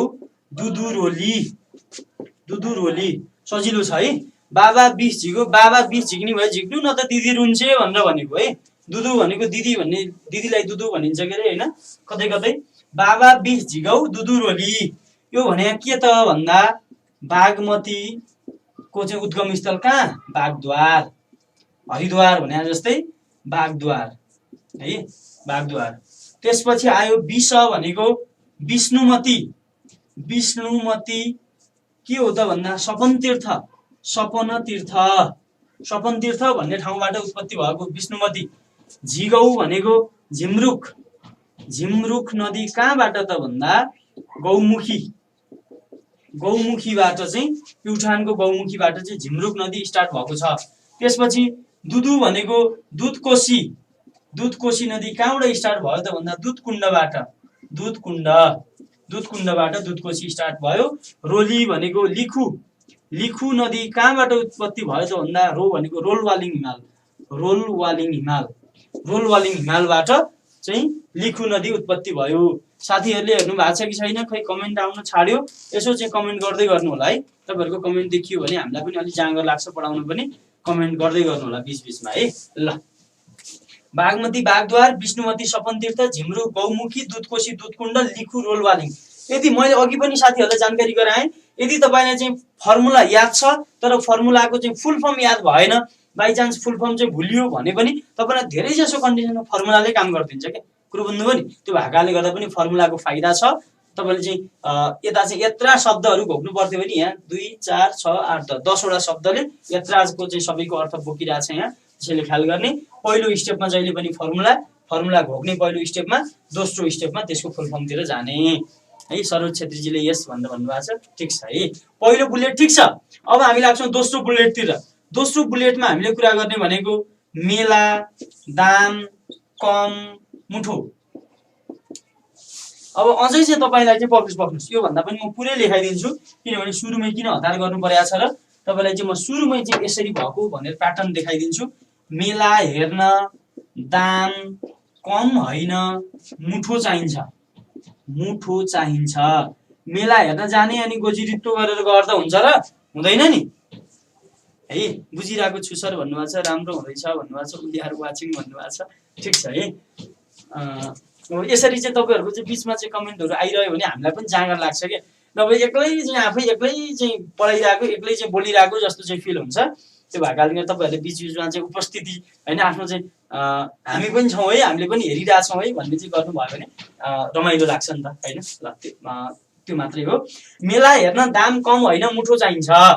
हेर्नलाई गोलो लाउनुहोस्, चाहिँ कमलाई गोलो लाउनुहोस्, कमलाई होइनलाई गोलो लाउनुहोस्, चाहिन्छलाई गोलो लाउनुहोस्। गोलो लाउनुको अर्थ चाहिँ यिनीहरूको चाहिँ अर्थ छैन भने हो है, यिनीहरू चाहिँ मिलाउन। राप्ती अर्को कुन प्रदेशमा बग्छ सर भनेर भन्नुभयो। राप्ती एउटा बाँके बर्दियातिर बग्छ, 5 नम्बर प्रदेशमा बग्छ। अर्को भनेको मेरो जिल्ला चितवनमा बग्छ है। मैले भनिहालेँ, एउटा चितवन राष्ट्रिय निकुञ्जलाई छुट्याउने काम गर्छ राप्ती नदीले, र अर्को भनेको प्रदेश नम्बर 5 मा चाहिँ बग्छ। प्रदेश नम्बर 5 मा हाम्रो चाहिँ पश्चिममा त राप्ती अञ्चलै थियो नि त होइन, ठुलो राप्ती भनिन्थ्यो, राप्ती अञ्चलै थियो। त्यता एउटा राप्ती भयो र अर्को चितवन जिल्लामा बग्छ है। सबै कन्सन्ट्रेसन भनेर भन्नुभएको छ प्रतीक्षाजीले। लेखिरहेको छु सर सो भनेर भन्नुभएको छ, ठिक छ, ओके है। ल, अब त्यही भएर अघि तपाईँलाई मैले हेर्न होइन चाहिन्छ नलेखिकन हामीलाई जे आवश्यक छ त्यो मात्रै लेखिदिएको थिएँ। तैपनि तपाईँहरूलाई चाहिँ सुरुमा चाहिँ बानी पारौँ होइन, चाहिँ सम्झिन सजिलो हो नि त। मेला दाम कम मुठो भन्नुभन्दा मेला हेर्न दाम कम होइन मुठो चाहिन्छ, धेरै पैसा चाहिन्छ भन्ने अर्थ हो। त्यसरी चाहिँ सम्झिन सजिलो हुन्छ कि भन्दा मात्रै हो है। अब लागौँ, मेला भनेको के हो? मेची नदी, लाली खर्क। मेचीका साथीहरू हुनुहुन्छ कि हुनुहुन्न? यसलाई चाहिँ कसरी सम्झिने त भन्दा मेचीको मान्छेले धेरै लाली लाउँछन् भनेर सम्झिने है। मेचीतिरका मान्छेहरूले चाहिँ धेरै चाहिँ लाली पाउडर लाउँछन् भनेर सम्झिने। मेची नदीको स्टार्टिङ पोइन्ट, उद्गम स्थल भनेको लाली खर्क हो। दाम भनेको मर्स्याङ्दी, हामीले नदीलाई चाहिँ अगाडि लेखिरहेछौँ, नदीलाई नै अगाडि लेखौँ। मर्स्याङ्दी नदीको दामोदर हिमालबाट चाहिँ मर्स्याङ्दी नदी स्टार्ट भएको छ है। त्यसपछि कम भनेको कन्काई पनि हो, कमला पनि हो। यी दुवै दोस्रो स्तरका नदीहरू हुन्। दोस्रो स्तरका नदी भएपछि यिनीहरूको स्टार्टिङ पोइन्ट महाभारत पर्वतबाट हुनुपर्छ, महाभारत पर्वतबाट। कमला भने पनि कन्काई भने पनि कहाँबाट स्टार्टिङ हुन्छन् त तिनीहरू भन्दा महाभारत पर्वतबाट। हामीले नदीको विभाजन हेरेका छैनौँ, नदीका टाइप्स हेरेका छैनौँ, त्यसमा चाहिँ सम्भवतः अर्को क्लासमा कुरा गरौँला हामी। कन्काई र कमला नदीको चाहिँ स्टार्टिङ पोइन्ट कहाँ हुँदो रहेछ? महाभारत पर्वतमा हुँदो रहेछ। मुठो बाँकी छ। मुठो भनेको ठुलीभेरी नदी चाहिँ मुकुट हिमालबाट ठुलीभेरी नदीको चाहिँ स्टार्ट भएको छ है। मुकुट हिमालबाट ठुलीभेरी नदी चाहिँ स्टार्टिङ भएको छ, त्यसको चाहिँ उद्गम पोइन्ट त्यो हो भन्दा हामी सम्झिन्छ। दुईटा बुलेट भयो। अब एउटा चाहिँ तेस्रो बुलेट छ, त्यसमा चाहिँ खतरा खुत्रुक बाँकी रहेका कुरा यो दुईटालाई चाहिँ ट्याक्कै एउटा सेन्टेन्स जस्तै बनाएर चाहिँ बनाउन सकियो। अरू बाँकीलाई चाहिँ खतरा खुत्रुक रहल पहल भन्छौँ नि हामी होइन। बाँकी रहेकालाई चाहिँ हामी एउटा लाइनमा चाहिँ सर्लक्कै चाहिँ समेट्छौँ। त्यो भनेको असे सेसै जुई बुग बुद्ध साधौ साधौ ल यति चाहिँ कुरा गर्ने है। यो भनेको साधौलाई पनि म त्यही लाइनमा लेखिदिन्छु, अहिले चाहिँ तल लेख्न सजिलो हुन्छ। साधौ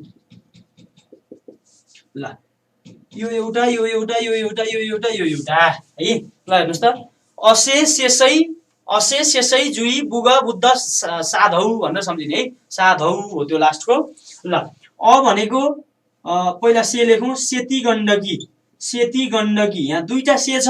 यो भनेको सेती गण्डकी हो चाहिँ पोखरामा, कास्कीको पोखरामा बगेर नारायणीमा आएर मिसिने नदी हो सेती गण्डकी। यो से भनेको पश्चिम सेती हो, हाम्रो चाहिँ सेती अञ्चल थियो नि पश्चिममा, यो चाहिँ सेतीको पश्चिमको सेती हो है।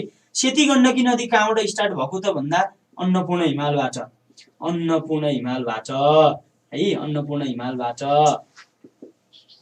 त्यसपछि सेसै, अर्को यो सेसै भनेको म माथि मेट्दैन ल, माथि लेख्नु भयो होला साथीहरूले, तल किन कच्याकुची पार्नु पर्यो, म माथि लेखिदिन्छु ल। पहिलो लेख्नुभयो सेती गण्डकी नदी अन्नपूर्ण हिमाल लेख्नुभयो। दोस्रो सेसैको अर्थ हो सेती नदी, पश्चिम सेती है। यो सेती नदी चाहिँ सैपाल हिमाल, सेसै भनेको सैपाल हिमालबाट पश्चिम सेती नदी चाहिँ स्टार्टिङ भयो भनेर लेखियो। जुई भनेको इन्द्रावती नदी चाहिँ जुगल हिमालबाट इन्द्रावती नदी स्टार्ट भयो। बुग भनेको बुढी गण्डकी नदी गणेश हिमालबाट बुढी गण्डकी नदी स्टार्ट भयो। त्यसपछि बुद्ध भनेको दरौदी, यसलाई बुद्ध मात्र लेखे पनि हुन्छ, सम्झिन सजिलो हुन्छ कि भनेर मैले बुद्ध नै बनाइदिएँ सम्झिने। दरौदी नदी बुद्ध हिमालबाट दरौदी नदी चाहिँ स्टार्ट भयो। साधौ भनेको सानो भेरी नदी धौलागिरी हिमालबाट सानो भेरी नदी स्टार्ट भयो भनेर हामी नदी र तिनका उद्गम स्थललाई यसरी चाहिँ पढ्छौँ है। ल बिएल श्रेष्ठजीले के सोच्नु भएको चाहिँ मैले सोचिरहेको छु है भनेर चाहिँ स्टिकर पठाउनु भएको छ। नैना कला राईजी हाँस्नु भएको छ है। यसो चाहिँ हामी पनि हाँस्थ्यौँ नैनाजी, यसो हामीलाई पनि सेयर गर्नु होला हाँस्ने कुराहरू छन् भने है। ल यति कुरा चाहिँ हामीले गर्छौँ आजको क्लासमा, आजको बसाइमा हामीले यति नै गर्न भ्यायौँ। अरू पनि कुराहरू धेरै गर्नु थियो तर आज समयले साथ दिएन। ल कस्तो लाग्यो साथीहरूलाई भन्नुहोस् त, कस्तो लाग्यो? आज चाहिँ हामीले धेरैभन्दा धेरै कुराहरूलाई चाहिँ फर्मुला वाइज एउटा चाहिँ प्याटर्नबाट चाहिँ हेर्ने कोसिस गरेका छौँ। कस्तो लाग्यो साथीहरूलाई? अझै अलिकति चाहिँ मनमा चाहिँ हुन्छ नि एउटा चाहिँ आत्मविश्वास जस्तो, यसरी पनि पढ्न सकिँदो रहेछ, सजिलै रहेछ नि त होइन। हामीले चाहिँ अलिकति कुरा ट्रिक नजानेर, अलिकति नबुझेर, ट्रिक नपाएर पो अलिक गाह्रो भएको चाहिँ रहेछ। यसरी चाहिँ सजिलैसँग पढ्न सकिँदो रहेछ जस्तो लाग्छ चाहिँ लागेको छ कि छैन भन्नुहोस् त। नढाँटिकन भन्नुहोस्, मलाई मक्का पार्नु पर्दैन। तपाईँहरूलाई जे फिल भएको छ, भित्र मनमा जे लागेको छ त्यो चाहिँ भन्नु होला है। Thank you so much sir भन्नुभएको छ। थ्याङ्क यू भन्दा पनि तपाईँहरूलाई कस्तो लागेको छ, तपाईँहरूले राम्रो गर्नु पर्यो। मैले यहाँ जतिसुकै राम्रो पढाए, जतिसुकै नराम्रो पढाए पनि त्यसको मूल्याङ्कन कसले गर्छ त भन्दा तपाईँहरूको रिजल्टले चाहिँ देखाउँछ। त्यो भएकाले गर्दा तपाईँहरूलाई कस्तो लागेको छ चाहिँ यसरी पनि पढ्न सकिन्छ। मैले तपाईँहरूलाई हिजै पहिलो क्लासमा नै भनेको थिएँ, मैले तपाईँहरूलाई पढाउने भन्दा पनि तरिका सिकाउँछु। पढाउन त मैले जानेका मेरो चाहिँ मैले जानेको भन्दा चाहिँ 50औं 100औं गुणा चाहिँ किताबमा यत्र ठेली हुन्छन् जिकेका, त्यहाँ लेखेको हुन्छ। तर तपाईँहरूलाई चाहिँ टेक्निक सिकाउने चाहिँ प्रयास गर्छु म। तपाईँहरूलाई चाहिँ ट्रिक सिकाउँछु, यसरी चाहिँ गर्न सकिन्छ साथीहरू भनेर चाहिँ ट्रिकको बारेमा चाहिँ सिकाउँछु भनेर भनेको थिएँ। त्यसरी नै गराएको छु जस्तो लाग्छ मलाई। ल यसरी चाहिँ हामी अगाडि बढ्न सकिन्छ। पढ्ने शैली सिकियो सर आज भनेर भन्नुभएको छ। किन रोकिएको, के भयो भन्नुभएको छ। राम्रो बुझेँ, मेरो फर्स्ट क्लास हो भन्नुभएको छ एआरजीले। अवैसम सरजी भन्नुभएको छ, सुधीरजीले बुझिरहेको छ भन्नुभएको सर म त छुटेँ भन्नुभएको छ। एनिवे अब सिरुजी तपाईँको छुट्टे पनि तपाईँले फेरिबाट सुरुबाट हेर्न पाउनुहुन्छ। ल राम्रोसँग तयारी गर्नु होला। यी कुराहरूलाई चाहिँ यसरी प्याटर्नमा सम्झिनु भयो भने तपाईँले मैले दिएका कुरा मात्रै होइन, तपाईँलाई सबै कुरा अब नेपालको भूगोलमा धेरै कुराहरू छन्, सबै कुरा मैले यहाँ भन्नसम्म पनि नहोला। मैले एउटा स्याम्पल देखाउँछु तपाईँलाई, त्यही अनुसारले चाहिँ आफूलाई चाहिँ बानी पार्दै अगाडि बढाउने कोसिस गर्नु होला। जिकेलाई पनि यसरी चाहिँ एउटा चाहिँ हाम्रो चाहिँ ट्रेडिसनल वे भन्दा अलिकति फरक ढङ्गबाट चाहिँ हेर्ने गरियो, चाहिँ सिक्ने गरियो भने अलिकति सजिलो हुन्छ भन्ने हो। ल आज चाहिँ हामीले यति गऱ्यौँ।